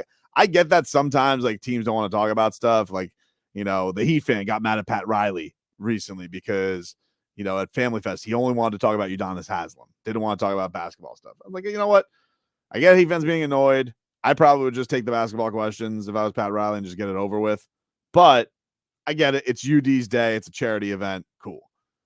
With the Ravens in this situation, it's impossible not to talk about your draft situation alongside with your franchise quarterback. Exactly. So, and then the muting is hilarious. I'm trying to mute the mic. The mic. Like I like it. See the thing with that you can't get mad at other people for a situation you create. Right. It's like we would be. It's so silly to sit here. What are we gonna do? We're gonna ask about what you guys saw at a pro day. Hey, Eric DaCosta, what do you think of those Penn State tight ends? Oh no, sorry. Biggest question right now is Lamar Jackson. Correct. That's that, and he affects the draft. He does. I mean, technically, it's a draft question. It's technically a draft question. You're boxed at that point. Yep. The Ravens GM is boxed in. Yeah, because he essentially asked the same question. He just said, instead of, with the Lamar Jackson situation, he said, with the situation that's going on. So essentially, it's the same question. Yeah. He just omitted his name. The situation, Yeah. Your star quarterback about to walk out the door at 26. My question is whoever's up there answering questions has been around the sport long enough. You have to know that telling somebody don't ask a question about Lamar Jackson, that's the only reason why they're there. Crazy. I'm not the guy. I'm usually not the guy to defend a reporter. I get it. But you are not. But like I can't. That's a silly thing. Like right, you guys are sitting, and by the way, why do you think they were there? This is 2 press conferences in a row. They've looked really foolish because then you had the Harbaugh thing where Harbaugh was like, "Yeah, I expect him to be our starter," right as Lamar Jackson was tweeting that I've requested a trade 3 weeks ago, and now you look like a boo because you're like, "Oh, we can't talk about it." Oh, no, please tell me about the Iowa tackles. I would love to know, please. No, nobody cares. Please, no. Let us know. Why? And if I was a reporter, I'm like, not for nothing, but why do you think we're here? Right. Like, hey, you know why we're here? Because nothing happens before this is settled. No. As far as draft, as far as whatever, because if you trade or you work something out with Lamar Jackson or he gets an offer and you let him leave, you're going to get compensation. And with that compensation, you're going to go and maybe try to move up or get another quarterback. So why wouldn't you ask about the situation with Lamar Jackson? It all matters for them to say, you know what, we're not going to, you know what, guess what? When we asked this 3 years ago, were you going to, work out a deal with Lamar Jackson? You just kept brushing it off and brushing it off. Yep. Now we're here. And now you don't want to answer questions because you screwed up? No, sorry. Too bad. Too bad. How sad. And so look, I get it.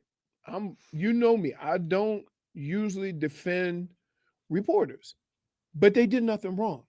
Like, I would know if I'm in an organization and I'm in the same situation that the Baltimore Ravens win. I don't care what kind of news conference we having. We know what the questioning is going to be. Do you feel like Ozzy would have dodged that? I think Ozzy would not have either done it or Ozzy would have answered the question while still being vague. He wouldn't have just shut them off and turn off their mic. Like, Quiet that mic. Why are they taking it out on everybody who's not the Baltimore Ravens? What was that guy's name? It's your Tom? doing. Tom. Come on, Tom. We talked about this. Tom. Shh. See, yeah. We also talked about Lamar Jackson, and you keep telling us things that aren't accurate. Come on, Tom. Quiet. Shh. All right, we'll take a break. Back after this.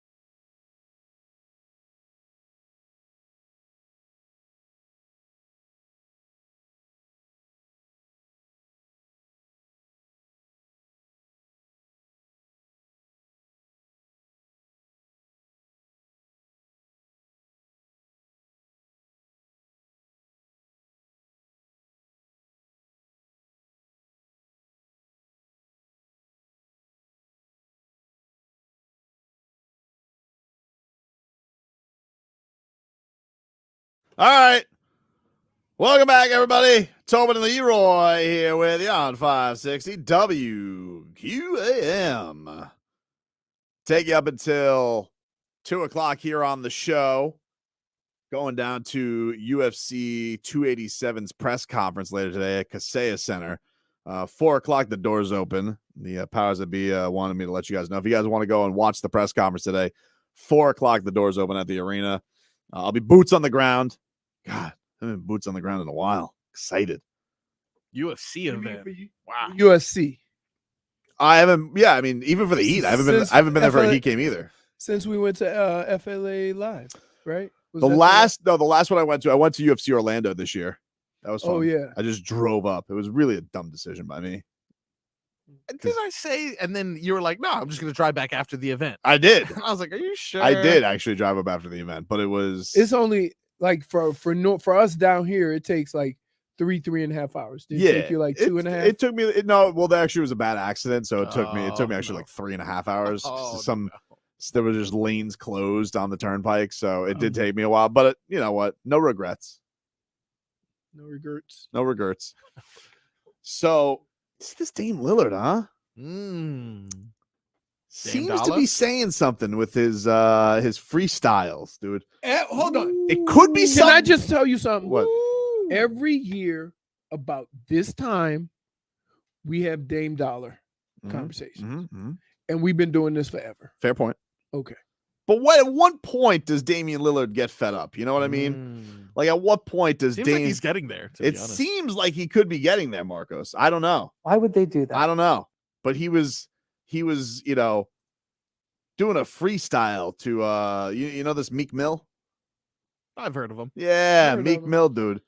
So he has this song, Heaven or Hell, which, ironically, I would say that Dame Lillard's been in hell. Not Chris Sims' hell, but like a real purgatory, you know? Basketball purgatory. Could be that he's trying to say, like, this could be something.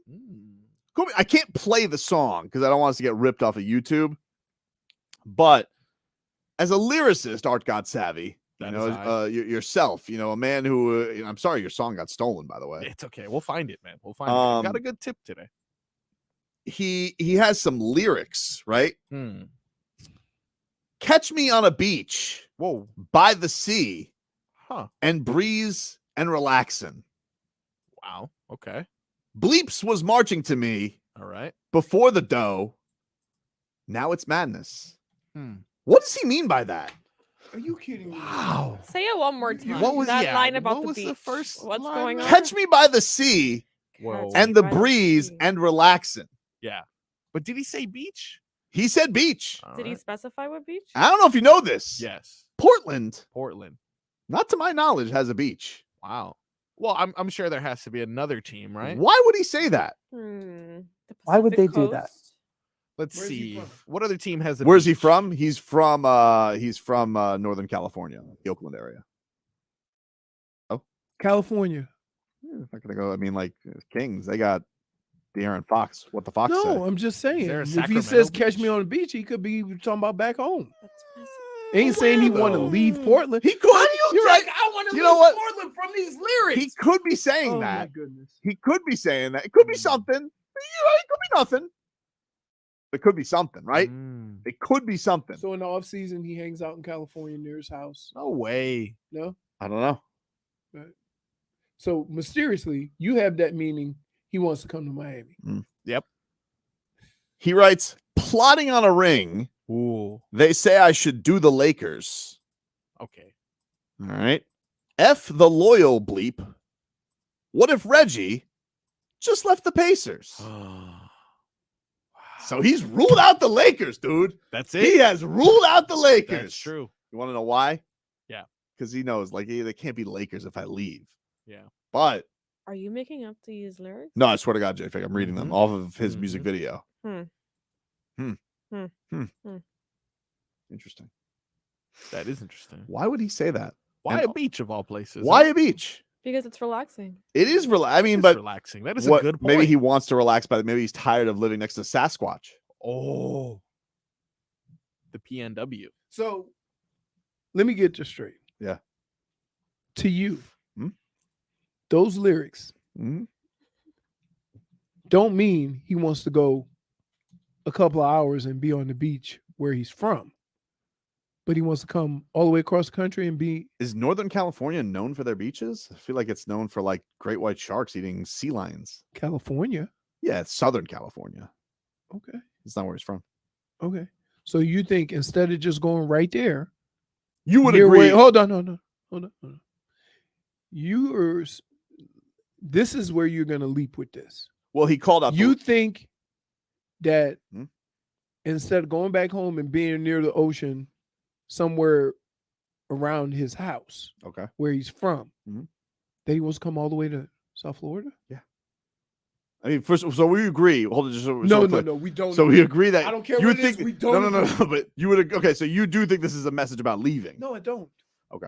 No, I don't. I'm just trying to pick through your reasoning to think all of the other things that you're making assumptions about these lyrics.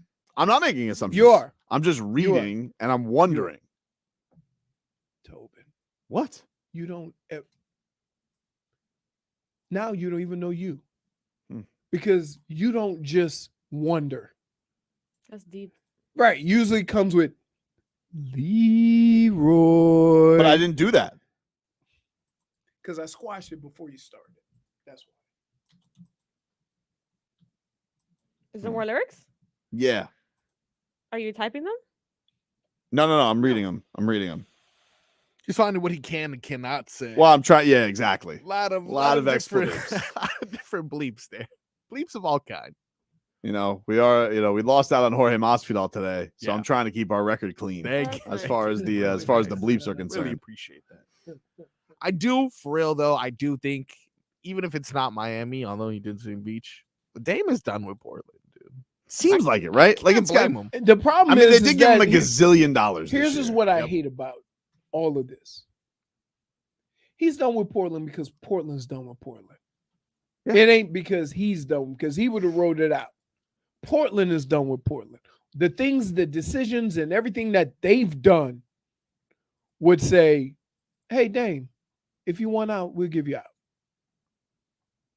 And you know who he'd probably like to play with? His friend Bam. Oh, his friend Bam. Yeah. Gold medalists together. Well, who's going to Portland? Good question. You know who's going. Good question. You know who's going. You want me to say it? Yeah. So you can say you didn't say it when you meet him face to face. Oh, I like that. Tyler Hero. Wow. You're just trading boy wonder. God, wow. Leroy. Come on, man. You just do that to Tyler, huh? Hey. Wow. Hey. Here's what's funny. Wouldn't it be the first time that happened on this show? Wow. No. I just admit it. Like, that's, if you want Dame Dollar, that's who's going to have to be traded. But you, grow up, Peter Pan. If you want to get a great player, it's going to take players. That's what you throw it in my face. Now, all of a sudden, He also writes, every day I wake up, I'd be thankful for my pops. Lillard University prepared me for the top. Interesting. Deep. Very deep. man, Could be something. you went to Tobin University. It prepared you for the farm.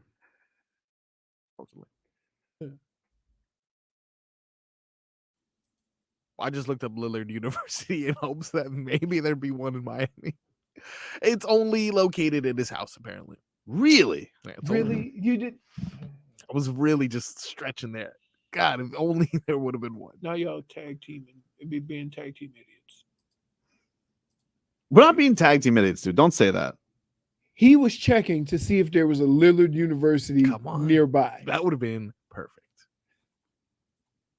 Let's see.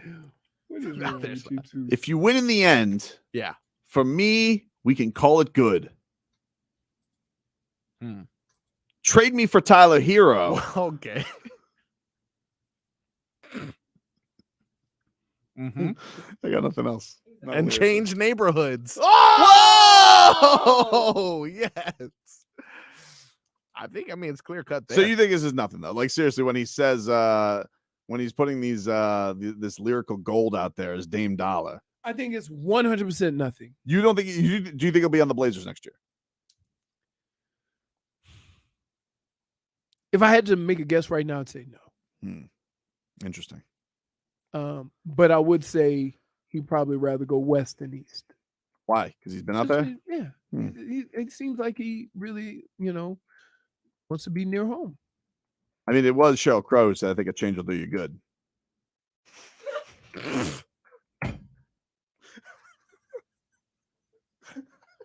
Why is he like this? -1. Sheryl Crow.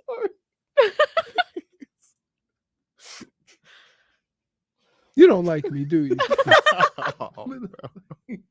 You can't possibly like me. You keep trying to get me. I think he's on his way. Dade South says Tobin ate Sheryl Crow. It's true. That's true. Yelich. Right after JF killed her. Yep. Pretty crazy. Full circle. I'm so hungry. I'm sorry, man. That's all you got in your head right now, huh? How's Tiger doing? Tiger's like 3 over. Yeah. That's not great. Cameron Young's 2 under. Victor Hovland leading. Ooh. Along with Shane Lowry. Patrick Reed is 2 under. Adam Scott. Cameron Young. There you go. 2 under. Nobody's going to run away with it. That's the crazy thing about this tournament. Scottie Scheffler ran away with it last year. Tiger ran with it in 97. But for the most part, it's usually right. There's 4 or 5 guys the whole weekend. On Ram. Thunder. We'll take a quick break. You guys can text us at 305-567-0560. You really don't think there was anything to that, huh? No, nothing. You've been doing this for 4 years. What?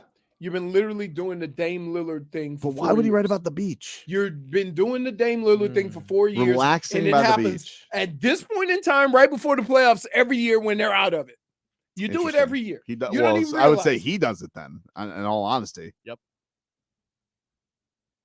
Doesn't seem like a Tobes thing. It seems like a Dame thing. Maybe it's time for him to, skedaddle. Where do you think he's going to go? You think I wouldn't. I mean, I'm not ruling out Miami because it's on the East Coast. Seems odd. really? Like Damian Lillard's scared to move across the country. Like he's 19 years old. You make him seem like he's Jovic. No. Why are you saying I make him feel like he's Jovic is gonna love Portland. Yeah. Why are you shipping him everywhere? Me personally, I would like to see where this is all going with I can tell Jovic you where it's going. The Pacific Northwest. without even trying. What if Jovic ends up being like Luka? No, you don't think so? What if he ends up? What, you don't think so? I mean, Luka was like good from the start. Yeah. Okay, what about Joker? He was 2nd round pick. That's true. So like, It's not fat like Joker. but he's not even 20. I know. It's time to put on the pounds, dude. Let's go. Already got back issues, man. Why do you think sports last? How's he that skinny has back issues? Get your diploma, eat a donut, and Ask let's go. Christian Yelich. That's what I'm wondering. Christian Yelich his bat's thicker than him. Back after this.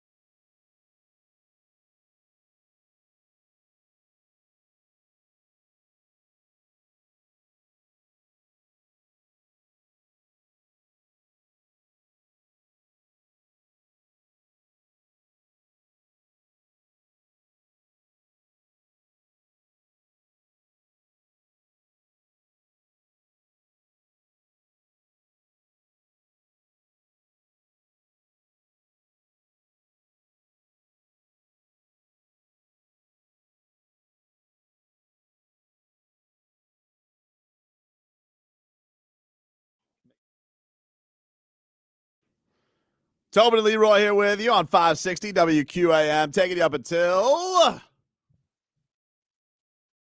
2 o'clock here on the show. Heat back on the hardwood tonight against the 76ers. You can listen to that here on WQAM. And the Heat preheat will get going at 6:15 as they take on Philly tonight. See these freeloaders using my Florida stream like this? Panthers, they take on the Ottawa Senators at 7 o'clock from FLA Live Arena. What are they doing over there? I don't know. They just refuse to. They're depressed because no food is coming. So I don't think they're going back to work. I mean, like, why don't they just go downstairs if they're so hungry? That's what we thought too. But then Leroy talked about going up and down the stairs 4 times, and he wasn't a fan of that either. So What if it could be like a team effort? yeah, On the way in, somebody was sauteing some stuff. 560, you're on the air. What's your name? It's Chapo. How you doing? Hey, what's up, Chapo? All right, Tobin. I got some breaking news, boss. All right, tell me, buddy. All right. Remember the little segment you guys did a little while ago about Mr. Dame Dollar? Yeah, it was last segment, dude. How could I forget? All right, Dame Dollar, Meek Mill freestyle. You know what I'm talking about? Yes. Yeah. All right. So, hey, Leroy. I got something new. Listen. I'm not trying to play games, Leroy. I'm dead serious. 30 minutes ago, Dame Dollar released another freestyle. I'm gonna just read you the lyrics. You guys can go listen on your own time, okay? Okay. All right. He said, "Hell of a race, I'm winning it wide. They see the piece how I'm chilling in stride. Tyreek Hill, is you feeling the vibes? Turn to a Bama to get my piece of the pie. Bama means shooter, but he put it as Tua, T-U-A on the lyrics. Wow. It's called Silent Hill Freestyle. He must have heard us, Tobin. Wow. Let's go. And real quick. The reason Masvidal didn't come on the show today, he knows that you got that curse, so he kind of just got out of there. He let you curse. I'm not gonna let you say I'm a mush. I mean, we'll see. I mean, But I gotta check those lyrics. I mean, if Gilbert Burns does, I mean, technically, I did already talk to him before the fight, so he's screwed either way. I mean, but for the fight game, we've been good. That's true. The fight game, like we get all the up and comers. I just talked to Leon Edwards before the Usman fight. He did fine. Right. Twice. Yep. Anyway, were you shocked that he won? I mean, not shocked, but you know, I was a little surprised. I was surprised how good his takedown defense had gotten. Right. That's what shocked me. I mean, he did cheat in that one round. I thought it should have been a draw, but that means he's still the champion, even if it was a draw. Either way, going to the weigh-ins later today. Very excited about that. Marcos, what do we got for Goosies, no Goosies today, dude? For Goosies and no Goosies, topic number 1. Tobin. Cam Newton to the Dolphins. Goosies or no Goosies? Come on. Oh, man, this is a toughie. Because I get Leroy's argument, right? Yeah. It's not an argument. What? It's a fact. All right, I get Leroy's facts. He's old, not accurate. Yeah. Seems a little washed. Push, man. I mean, I just feel like if we get that push into the Mike McDaniel system, yeah. I mean, it was such a weapon last year for the Eagles. Yeah. So Goosies. Wow. All right, I'll take that. Goosies. No, I ain't got the Goosies. What? The hell's wrong with you? You know I don't. Wow. Why, Leroy? No Goosies. J Fig? Cam Newton? Tush push? No. Oh, wow. No Goosies. Not even Jabe Fig's on board. I should probably rethink things. I'm always the voice of reason. Usually you are. Yeah, that's surprising to me. It's me. It's alarming. Marcos? Wild Cam. Goosies. Yeah. Goosies. All right, topic number 2. You guys are knuckleheads. What's number 2, Marcos? I know this one's gonna be big in the Tobin household. Yes. I'm sure I know you got a busy weekend, but I'm sure this is gonna consume some of your time. Yep. Yesterday was a release. The Super Mario Brothers movie. Oh, dude. Oh, let me tell you something. Already? Aren't you going tomorrow? Man. I don't know. All My right. kids are off tomorrow. Yes. And I don't know if my son may be going with his friend. He may have ditched me. What? Yeah, He's going with his friend? Yeah, he may be going with his friend. Wifey may be taking him and his friend.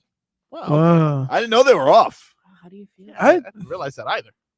I told you. Yeah, I didn't know. I didn't know that Palm Beach was also off for Good Friday. I didn't know that was a holiday for schools. I know it's obviously a holy holiday. It's, Holy Week, but I didn't know that schools usually get off for it. I mean, Plus, I'm you going- know, hold on. My Good Friday. Here's what. No. Hmm? Here's why I'm gonna call crap on you. Why? Wow. What does your wife do for a living? She teaches. Okay. But so what? No. I don't know the schedule. You think I know? She'll be like, "Oh, teacher work day here." I'm like, "Okay, didn't know." I'll be thrown off by it. Also, I'm just gonna go because I got the UFC press conference right after the show. I mean, the UFC weigh-in tomorrow, right after the show. Wow, it's a lot shorter drive. He only Telling Tommy. goes to these things for the chaos. There's gonna be chaos. No, there's gonna be. There's going to be chaos. There's gonna be chaos today. Especially because they're possibly. I trying think to- Jorge has fought more times outside of the octagon than in the octagon. Recently, for sure. I mean, 2-piece in the soda, 3-piece. 3-piece, Yeah. 3-piece in the It's soda. 3-piece, Yeah. I mean, come on. That guy's the champ now, though. Yeah. Leon Edwards. Come a long way. You know, it'd almost be like if that's why it doesn't make sense if Jorge does win, which he's a big underdog. Big underdog. Huge underdog. Gilbert Burns, like Vegas thinks Gilbert Burns is gonna buzzsaw Jorge Masvidal, which he might.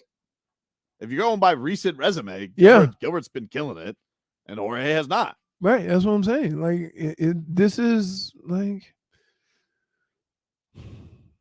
he's a talker. He look, if you have dump buttons, you definitely want to have him because he makes fights interesting. I played Leroy a clip during the break of Jorge Oh, Masvidal at the dude. media day yesterday. Yeah. It's probably for the best we didn't have him all live. Dude, because here's why. Let me tell you why. I was nervous. Because Tobin would probably lead with that and just let him go. That's right. I'm a journalist. Instigator. I'm not an instigator. You're- That's what a journalist You know, does. no. Instigator. You are a content creator. Fair. That creates content. Even if it means we lose our job. We wouldn't lose our job. Really? We have a dump button. You can't. How many times We can you use the don't. dumb button? Twice. No, isn't it Twice. 3 times? That Is it 3? I think it's 3. We would have been good. No, we wouldn't have. Why not? He would have used those 3 yes. Quickly. in, you- in You less got than 5 minutes. it's like fighting. You have to realize is he I, throwing, hey, I've been on this show yeah. with a situation where there wasn't enough dump buttons. Remember when a dump button was broken? We had him on, and nobody knew. Statute of Dude. limitations, Glenn. You just lower the volume. No, remember the whole thing with Beast and DJ? Yep. That was Robbie was back there. It was a great time. No, Such it good wasn't. memories. Robbie broke the button. That's what it was. Robbie would. If Robbie would hit the button if if Robbie it heard- sounded like if Robbie heard an I F. know. That's it. If he was going to talk about French fries, he would have hit the dump button already. He yeah. would have been like, "Ah."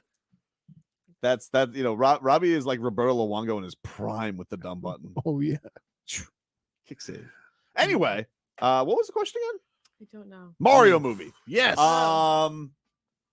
No Goosies because he bailed on me. Wow. That's true. Yeah, I don't have the Goosies No either. Goosies. Did you see Klay Thompson's Mario commercial, Marcos? No, I didn't see Klay Thompson's Mario commercial. He does a commercial where he's shooting in the gym, and like Mm. every time he hits the bucket, it makes the Mario the, noise. the Mario coin noise. Oh, yeah. And he's like, these are great shoes, and they're Mario shoes. Yeah, those red shoes. That Klay Or Thompson. the brown shoes. What a hoot that guy is, right, J Fig? What a great guy, Klay Thompson. Great Who guy. could hate this guy? Remember he assaulted that woman at the parade? Remember when he accidentally bumped into her? Wasn't that a mistake? Well, he saw her. Well, Having a good year. Anyway, I somewhat have the Goosies because I Yeah. saw the previews and I saw that Donkey Kong. He went off. wow, Goosies. All right. I'm excited to see that. I'm a little excited for it as well. I'm going to go ahead and give it the Goose. Goosies. All right, what's our next topic on Goosies? No Goosies, Marcos. Next topic. Are you guys familiar with Fernando Tatis Jr. by any Yes. chance? Sure am. Isn't he a Steroid Padres? Yes, he is a Padres, but he's currently on Didn't they pay him millions? they paid him hundreds of millions before he got hit with an 80-game ban for his positive PED test last season. So he's currently playing for the El Paso Chihuahuas. And he was against the Sacramento River Cats, which, wow, they know how to pick names over there. And he hit his first home run of the season, which came to a lot of boos, and followed by a tweet from the pitcher who gave up the home run saying, "Cheater hits a home run on rehab assignment during steroid suspension." Really? Does this shade from the pitcher Cade McClure give you goosies or no goosies? I don't care about steroids in baseball, but funny is funny, and I like a good Twitter troll, so I'll say it gives me the goosies. Goosies. No, because in a month or so, No goosies. in a month or so, he's gonna go back to getting his $1 million a week, and you're still going for 800. So what is what does that do? Let's see. Because guess what? If you told him, hey, instead of this $1,000 a week you're making, you might get suspended for 80 games, but you're gonna sign a $200 million contract. You think he says no? No, I think he takes it. Right. Yeah, I don't think you give that Of up. course. Like D. Gordon's check still cleared after his suspension. D. Gordon said he had to take steroids to stay at 150. Look, this is Anabolic steroids. Hey, yeah, like the OG of steroids. Like, think about that. He had to do it to be a grown-ass man and be 150 pounds. He's very skinny. He was tiny. Very skinny. He's still playing? Good question. Last time I saw him, he was on the Mariners. Let me see. Wow. I feel like us trying to find D. Gordon is like how sometimes we do a Josh Richardson search. Like, what team is he playing for at the moment? It says he's currently a free agent on Wikipedia. Bring him in. No, dude. I would just like, how would your sports team look? Because you sign people based on goosies and not on talent. I'm sorry. Just am what I am. Just says I'm sorry. You won't say that. That makes no damn sense whatsoever. So, J Fig, goosies? No goosies? If Petty is involved, there's always goosies. Love it. Excellent. Goosies. What about you, Marcos? I agree, man. I think sometimes you get caught up in coach talk or player speak or whatever that may be. But when you flat out call someone a cheater, that's hilarious. That's goosies to me. Goosies. Yeah. Last headline I see on D. Gordon, it says, Gordon, owner of farm. What kind of farm? He was released by the Reds in 21. I don't know. Just got a farm, dude. Maybe he's at it like Looks like he's got cows, donkeys. It's an actual farm. Oh, it looks like he takes BP on the farm. Oh, that's fun. Yeah. Anything else on Goosies, no Goosies, Marcos? Indeed. Real quick, Drew Rosenhaus told Pat McAfee that he tried to get Darren Waller to the Dolphins via trade last year. It's the idea of Darren Waller joining the Dolphins give you goosies or no goosies. Ooh. I mean, Darren Waller wasn't fantastic last year. Correct. So maybe we dodged a bullet. Okay. But I'm going to say no Goosies because it really just tells me that they didn't like Mike Gesicki from the start. Goosies. And they kept Mike Gesicki around all year, and they got nothing for him. It just seems weird to me. Like, they clearly were never in on having Mike Gesicki around last year, if that's true. Also, this Drew Rosenhaus, what is he, like, shadow president of the Dolphins? Like, everyone, that's so true. Lions get here. So I'm going to go no Goosies. What about you, Leroy? Zero goosies. No because goosies. one of the problems they had with Mike Gesicki was he was basically a slot receiver. They wanted to use him more at the end of the line of scrimmage, and he wasn't good at that. Darren Waller's even further outside. Yeah. So, like, you're going to get rid of one guy that's familiar with the system and bring in a totally different guy and just make the assumption that he's better? No, not doing it. What about you, J Fig? What was the topic? Oh, y'all say I mailed it in. Darren Waller to the Dolphins.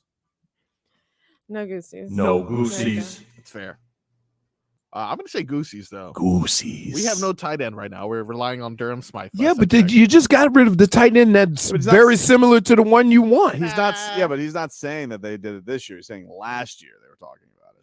but it's on the table. They're blowing everything But up. again, not on the they table. probably It's said, on the if we're going to table. go this route, we might as well re-sign Mike Gesicki. He's not on the table though. He's on the Giants. But he's the shadow president of the Dolphins. It's always on the table. Goosies. That's our Goosies, no Goosies. Final hour of the show. Up after this.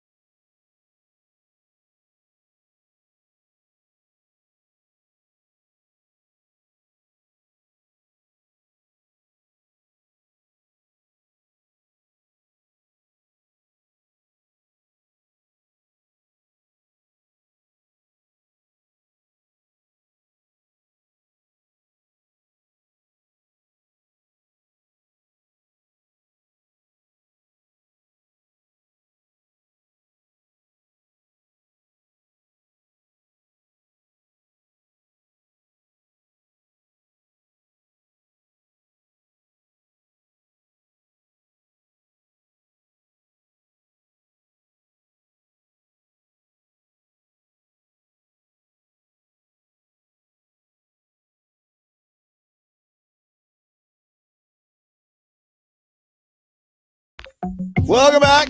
Tobin and Leroy here with you on 560 WQAM. Let's get to some headlines here. Brought to you by the new Palmetto Ford Truck Super Center. Why buy your truck at a car store? Palmetto Ford. We know trucks. All right, locally, Heat back in action tonight Wish against somebody the knew it like Philadelphia- a sandwich or something. Philadelphia 76ers at 7:30. That is a TNT game tonight, so national television.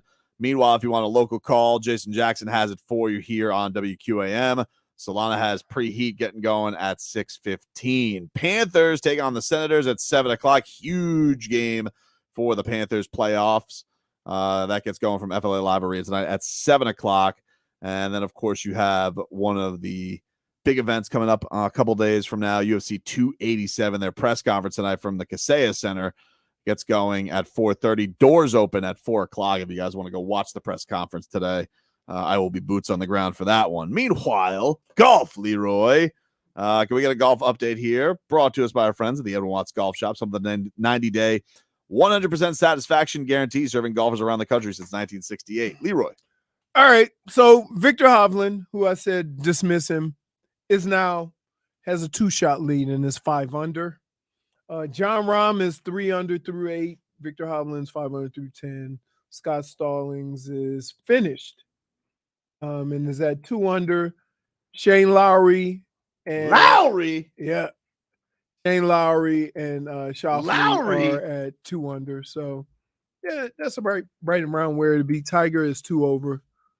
And he's missing a lot of par putts, but he did have a birdie. Pretty impressive for John, because John Rahm had a double bogey on the opening hole. Apparently had some putting meltdown or something like that. Yeah. So he's bounced back nicely, but probably could have had a more comfortable lead if he didn't botch it like that. He's in second, but he could have probably been at 5 under. Yeah.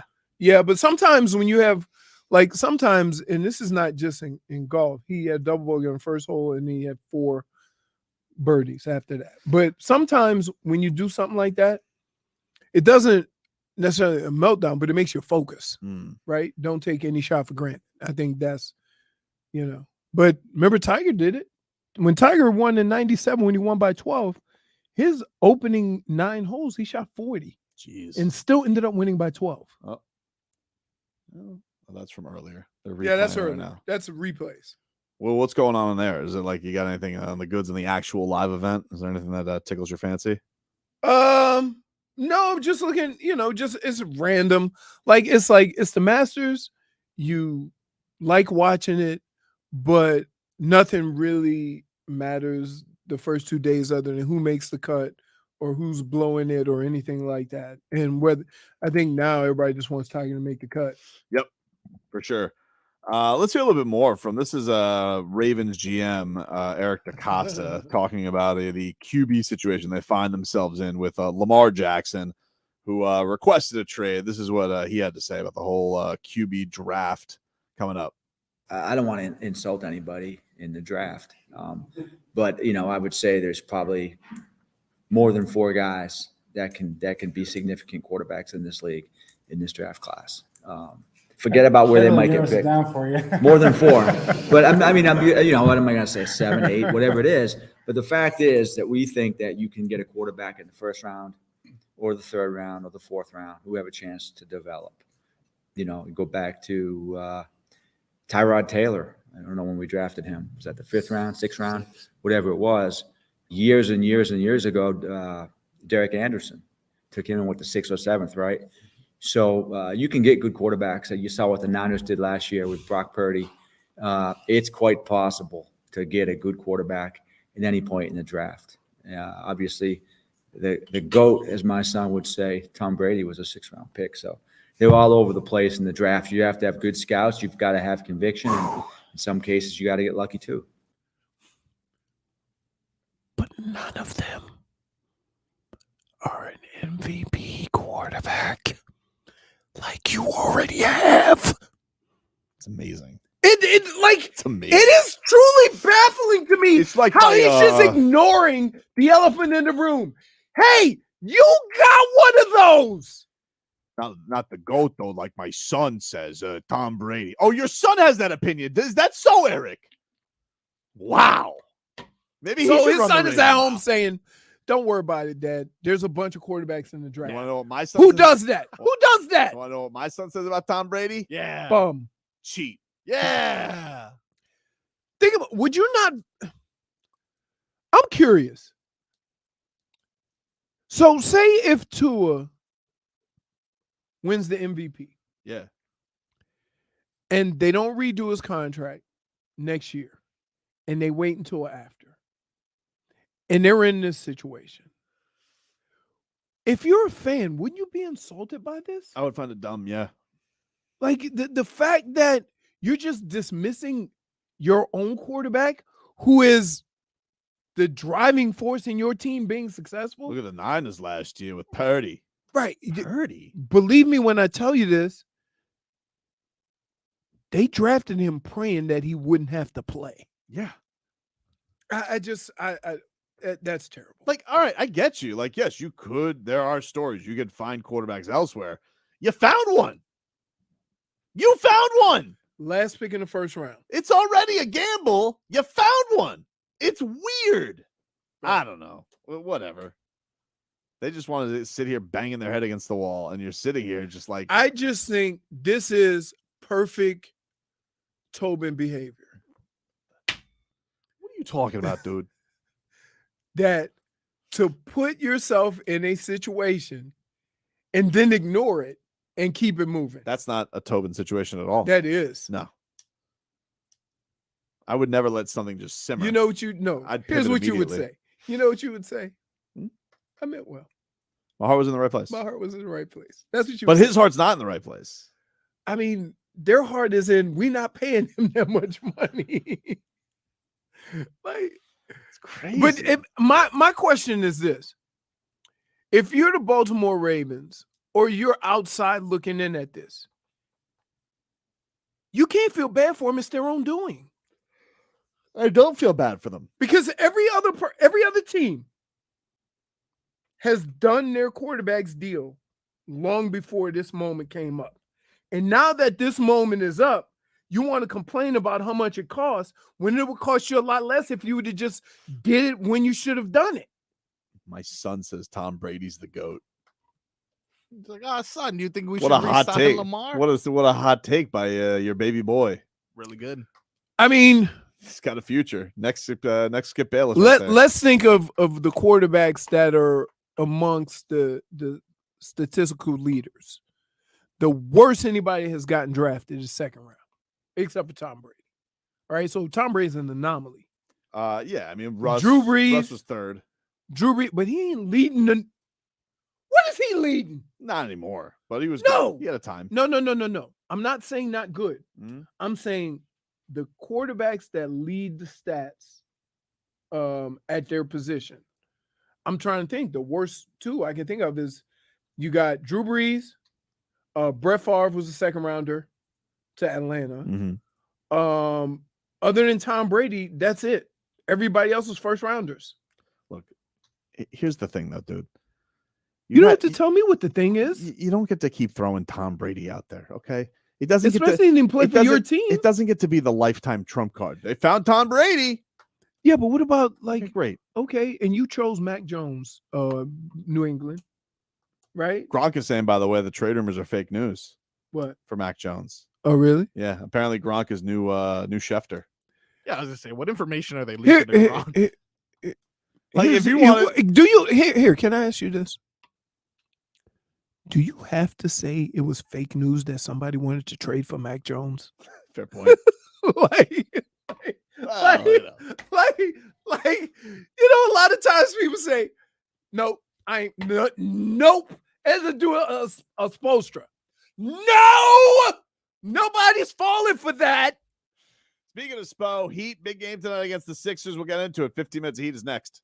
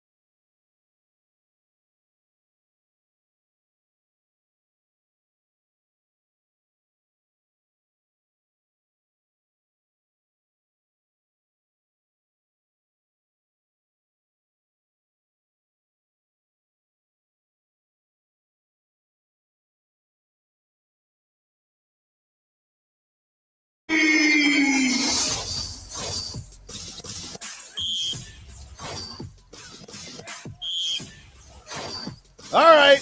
Welcome back, everybody.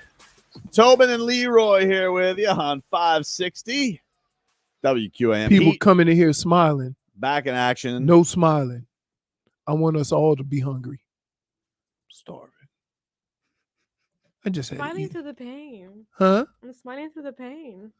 The what? The pain. The pain. What about the pain? The pain of hunger. I'm not. No. Gotta smile through the pain, Leroy. I'm hungry because I'm hungry, not because You have been hungry since 11:15. that's when I originally kicked the tires on it. I And know, but I gave you my answer and you No. scoffed at it. Meat on a stick. dude, you can't here. There's only one thing worse than meat on a stick, Okay. right? What can be? That's meat on a stick after it's traveled. Air I particles. disagree. All right. Huh? I disagree. Pollution. You can't order meat on a stick takeout. Why not? You can't. Little foil? Oh. You're assuming they're going to do that. Yeah, they probably won't. I think they will. But at home they will. Nah. Shish kebab. It is shish kebab. You got to have fresh. You got to have it right off the I don't know. grill. There's plenty of street meat or food that I've had that's Oh. on a stick and it's delicious. Yeah. Leroy, it seems like you'd make a good shish kebab, man. Yeah, I feel like you'd be like the shish kebab samurai. That's their invitation for you to do it. Yeah. No, and I'm not. Listen, Come on. when I could just put the meat on the grill, I'm not putting it on a stick. First of all, here, you got to put vegetables on that stick. And I'm gonna tell you like this: I'm a meat guy. I could do without vegetables. There is meat there. The only vegetables I eat when I'm eating a big fat steak is mushrooms a vegetable? Yes. Okay. Mushrooms. Trying to figure something out, right? What's that? So Tim Hardaway, Heard of him? Heat legend. Love him. I'm trying to determine if what he did yesterday was good or bad for the Heat. Because we're trying to build that Slovenian pipeline. Okay. What does he have to do with that? Well, funny you should ask. All right. Luka teammates with Tim Hardaway Jr. Okay. Okay. Papa Hardaway, Yep. Hall of Famer, Yep. hangs in the Heat rafters. True. He was on Fox Sports 1 yesterday. Huh. And he referred to Luka and he said, not a leader. Also said to his Luka's a crybaby. Luka's a crybaby. I told you guys yesterday. She did say that. So I I told was you yesterday. I was wondering, is he doing the Heat's work by saying, hey, it's not going to work there for the Mavericks with you not being a leader and a crybaby? Is he calling him out that he's already putting the inroad? Hey, it's not going to work there. Or is this bad because Luka's going to walk into the Heat's house and see Hardaway up there and be like, hey, I don't like it here because of Hardaway. He won't know that before he gets here. I don't know. He won't know. I don't know. You don't think he's ever talked about it with Timmy Jr.? Yeah, I mean, I'm sure You don't they think they've know. been on the bench or I'm gone sure and started they like know. this? Hey, here, pops in the rafters. First of all, the reason why Luka is the way he is because we've enabled him, right? You can't all of a sudden everything that a guy does is great, and then when he gets to this point, want him to stop. You've already enabled him. You got to live with it now. I mean, you say it about Joel Embiid. You want to hear what Tim Hardaway Jr. had to say to this? Yes, I do. So he's responding to his dad? He's responding to the comments his dad made on national television. Yeah. Okay. Whoa. Oh boy. Yeah, it's gonna be rough. He told this to Tim McMahon of ESPN. Tim McMahon says Tim Hardaway Jr. requested to speak with me to make it clear that he wasn't happy with his dad's criticism of Luka and Kyrie. Quote, I disagree with it 1,000%. I didn't wake up this morning thinking that I had to focus on this topic, but it is my dad, and I love him dearly. He's been in this league for so many years now, so for him to say that, I disagree with it 1,000%. I've come out numerous times and told you how much the leadership of Luka has shown throughout my entire time here in Dallas. It shows on and off the floor, and a lot of situations that we've been in as a team, we wouldn't be in without him. So let's just set it straight. And Kyrie has been nothing but a leader since he's been here, making everybody is good on and off the floor, texting everyone in our group, making sure everybody's good, holding everyone together and staying strong. Nothing but leadership there. So it's just hard. It's hard to deal with that. I love these guys. I love my teammates. I loved every teammate that I've been a part with. So just to be focusing on that, focusing on this instead of the game, it's disappointing that I have to come out there and say this. I love him to death. Like I said, it's my dad. My dad made a mistake. It's his opinion, not mine. We're two different human beings.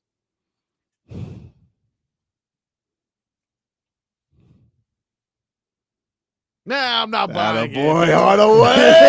Way to sell him, baby.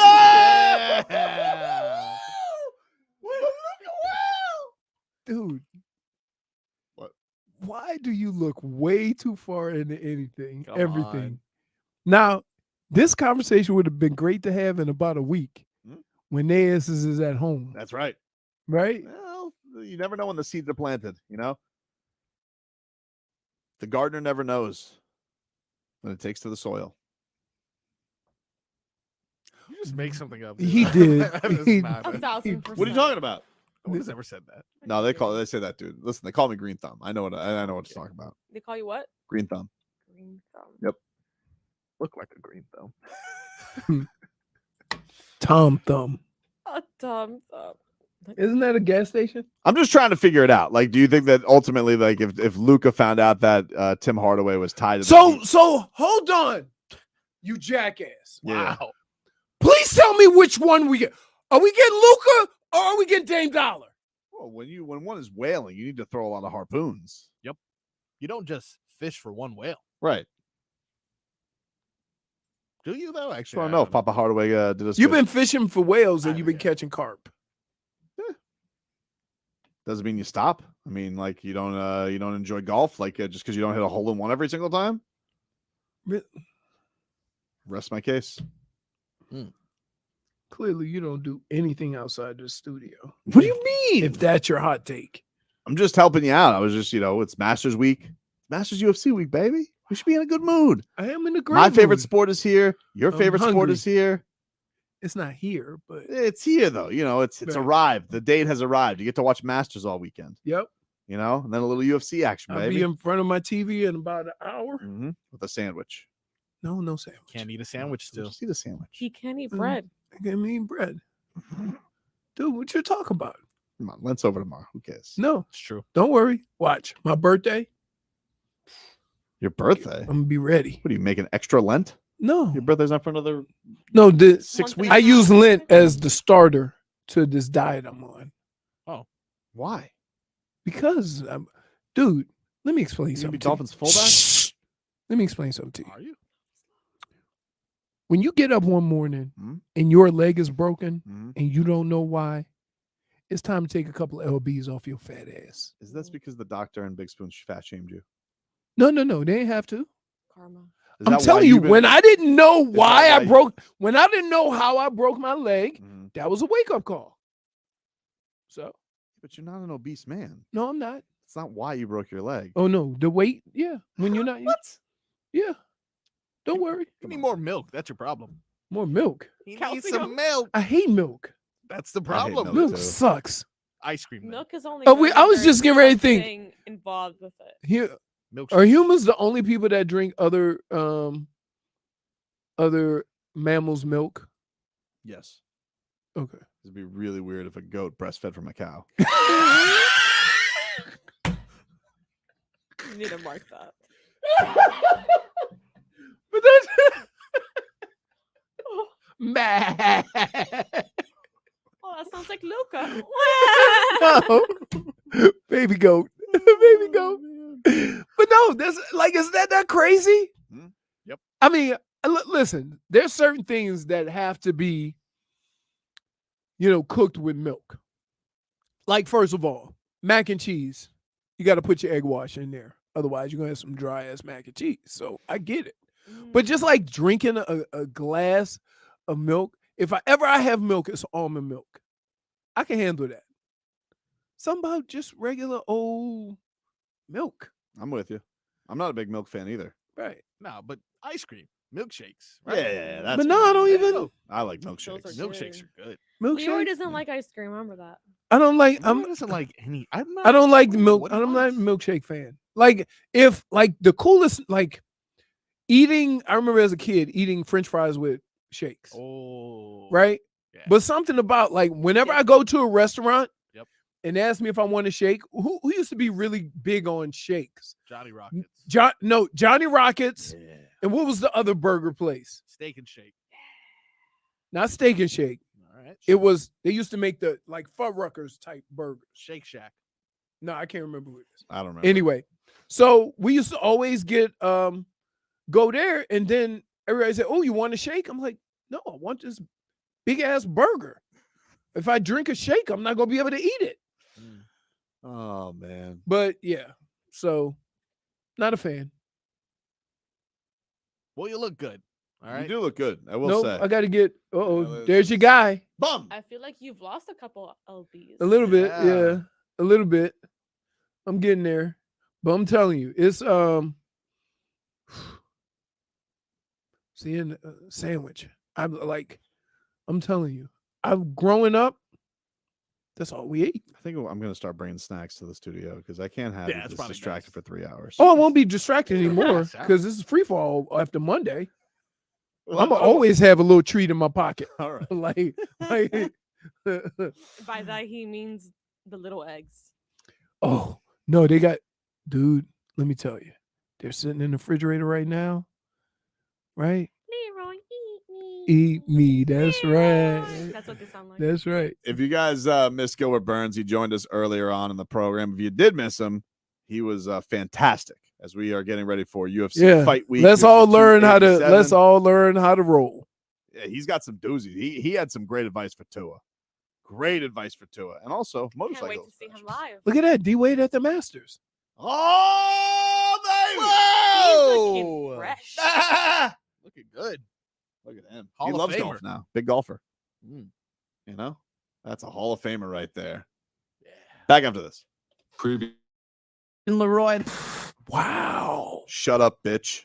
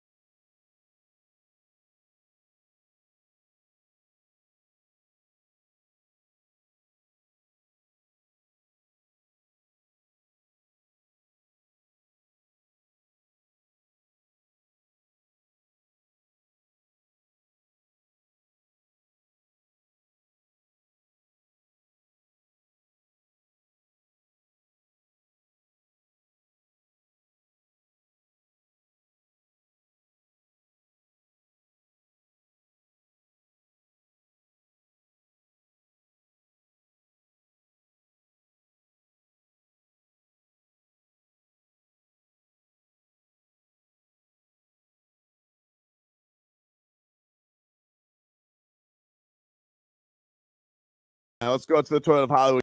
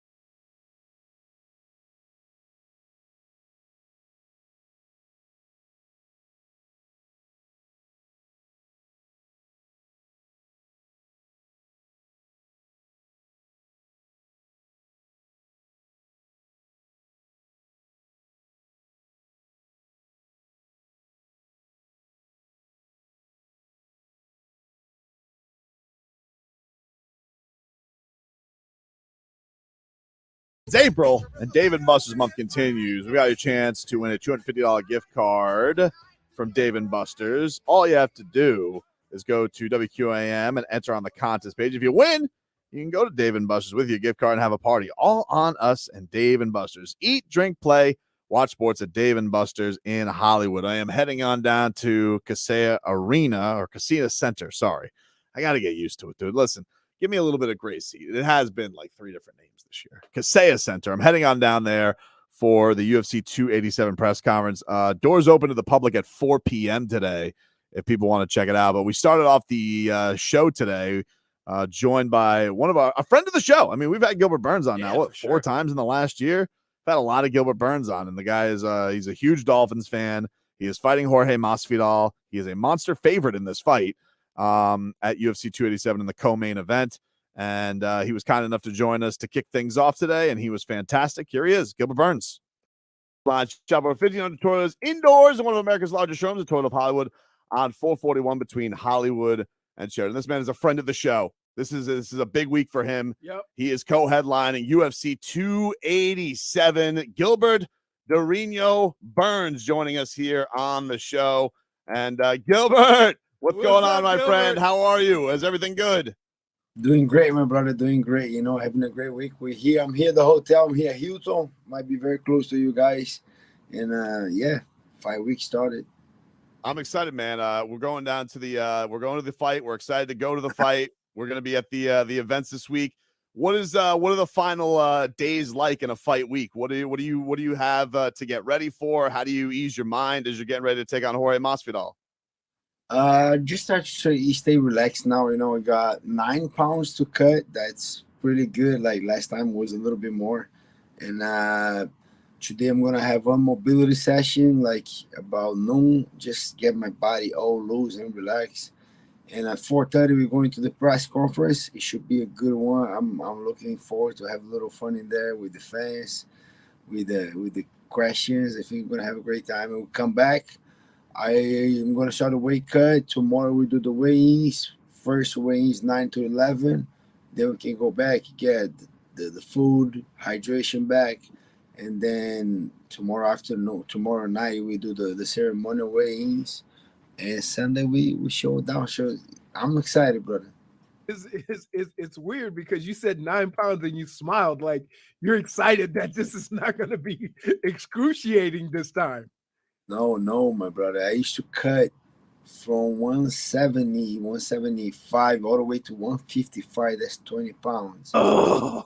Yeah, that was brutal to my body. Now I need to cut 9, so I'm very happy. I'm like, it's gonna be way easier, like less than a half pound. You know, like last time it used to be 20, 19, 22 pounds. Now it's 90 pounds, bro. I'm happy, excited about it. Gilbert, I saw something that was really cool on social media your team put out, and I couldn't believe it. But like, because you're like a big star now, and it was a video of you cleaning the mats. I couldn't believe that as a star. You're still doing that. Like, you have the respect of you're still out there. You're cleaning the mats in that giant gym when you're like one of the OGs. Is that like a culture of the fight game thing? Is that just how you roll? Like, why is Gilbert Burns, a guy who's co-headlining UFC, still a guy who's making the gym the right place to be? I think for sure for me, the gym has to be clean. You know, like a couple guys getting like staph infection and all this shit. First of all, I don't want to get that one. The whole gym clean. And a couple guys are new. They get a little cocky, so I gotta put my hands on it so they see it. So that was on the Tuesday after sparring where we spar. That was a tough day, and then just to kind of humble myself a little bit, start cleaning. And that was an eye open because next day everybody was fighting to clean. And no Wednesday, Thursday, so the gym was super clean. It is what it is. Sometimes you gotta. I love to lead by example, you know. And all the guys that mentor me, they be my coach during the years. They coach me by example, by they doing, you know, not by saying, "Oh, do what I say." No, just do what I do. So, and I try to pass to the young generation the same way for my kids, to the new students, the new guys at the gym. Just, you know, like, just do what I do. Just don't do what I say. I don't like that guy. I'll do what I say, and the guy You should eat good, and the guy eating a freaking burger right here and the Coca-Cola. You gotta be on diet. I'm not that guy, you know. I like to lead by example. So coming into this week against Jorge, you know, you've done all the prep. What is the thing going into this fight you feel like you have to be most wary of? Like, what's the thing that he does best that you've been preparing for, that you've been trying to negate to try and get the win on Saturday night?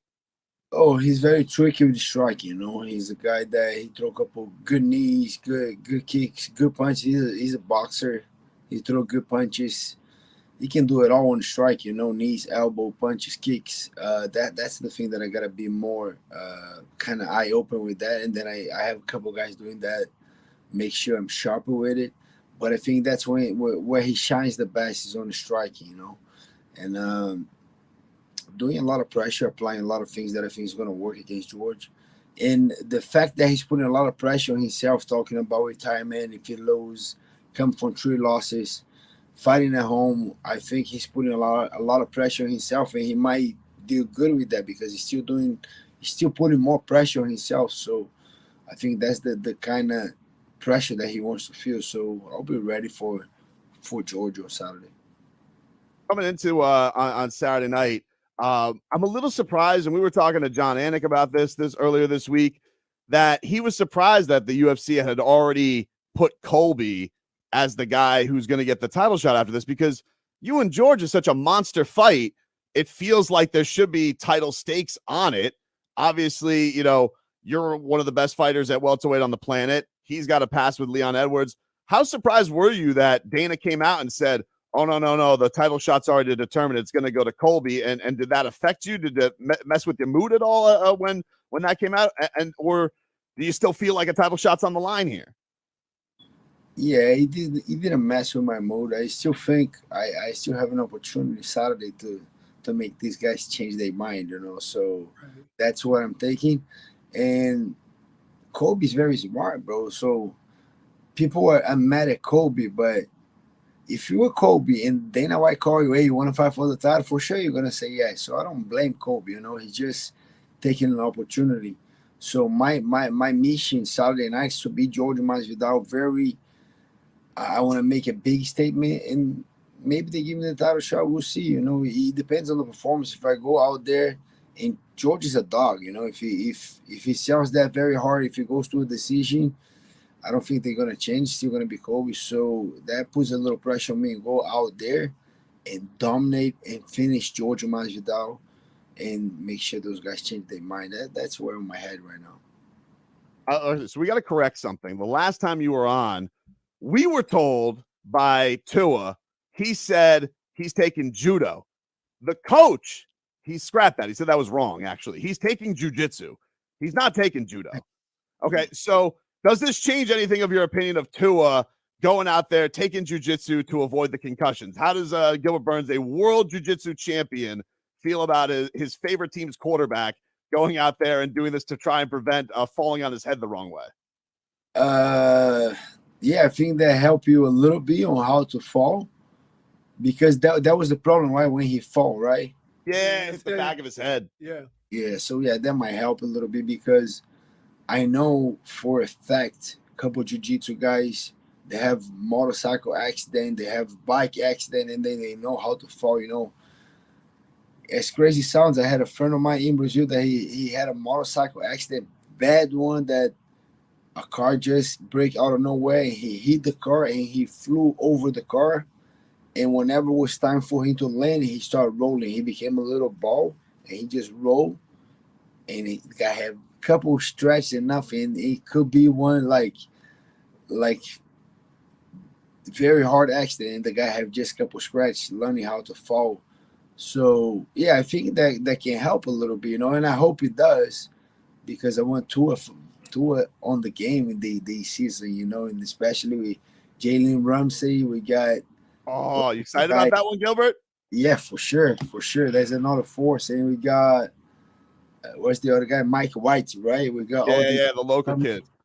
But I want Tua playing. I think Tua plays very good, but we gotta keep that guy healthy. If you gotta do jiu-jitsu, if you gotta do hyperbaric, whatever he gotta do, we gotta offensive line. Like, what? why are we ignoring that? teaching Tua how to get tackled instead of getting some guys in front of him. But it was so weird. Like he was falling on the back of his head. It was such a strange. That was bad. Yeah. Gilbert, that's the worst. Like it's the equivalent, you know, when they pick you up in MMA and slam you on your back. Yeah. Like your head hits. It's like it's getting hit like that. It's brutal.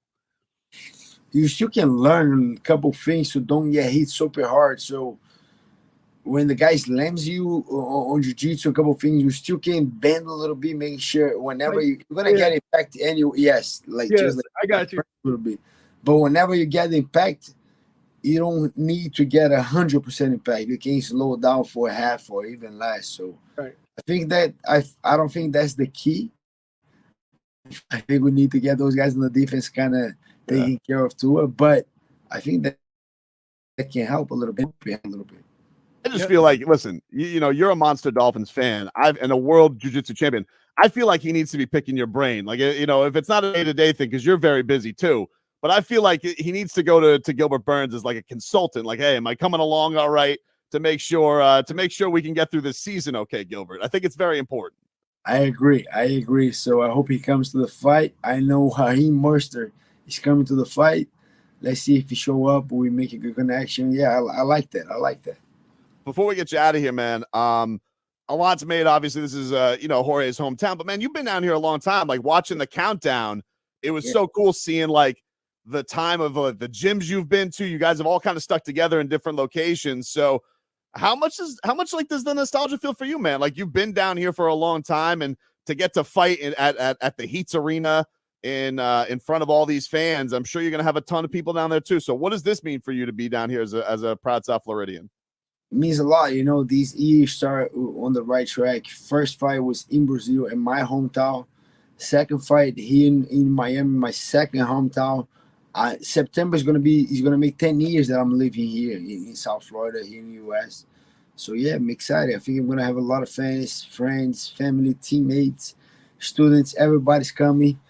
I think for sure he's gonna be a little favor on the crowd. But as the fights start going, I'm getting better. I'm getting expert. I'm getting way better. I'm still in the crowd, and that's exactly what I'm planning to do. But it's a great opportunity. You know, big fight, co-main event, UFC 287 against Masvidal at home. Yeah, that's a great opportunity. I'm excited for it. Are you a Heat fan too? Like, are the kids excited you're fighting in the Heat's house? Yeah, kids are crazy. They come into the press conference. They go back home tomorrow. Think they come and they stay at the hotel. My wife got own room for them, so I still kind of relaxed, having my own time. But yeah, it's gonna be nice. Kids are crazy. That's gonna be on the Heat, on the Miami-Dade Arena. So yeah, great times. Who is we know Tyreek Hill's their favorite Dolphins player. Who is their favorite Heat player? Do they have a favorite one for basketball? Yeah, they have Pedro, my oldest one. He's in love with Jimmy Butler and Hero, Tyler Hero. Yeah, they crazy. They crazy. Both of kids are like, when we have an opportunity, you're gonna meet the kids. You make some questions. They know everybody. They're gonna do a crazy job. That's awesome, man. Listen, I can't wait to be at the press conference later. We can't wait for the fights, man. Thank you for always being generous with your time. Best of luck the rest of the week. We can't wait for Saturday night, man. Thank you so much. Thank you, guys. Have a good one. There you go. Gilbert Burns, one of the best welterweights on the planet, taking on Jorge Masvidal. That's our guy. We had to get him in. Had to, dude. Had to. And then we got the OG. Like, we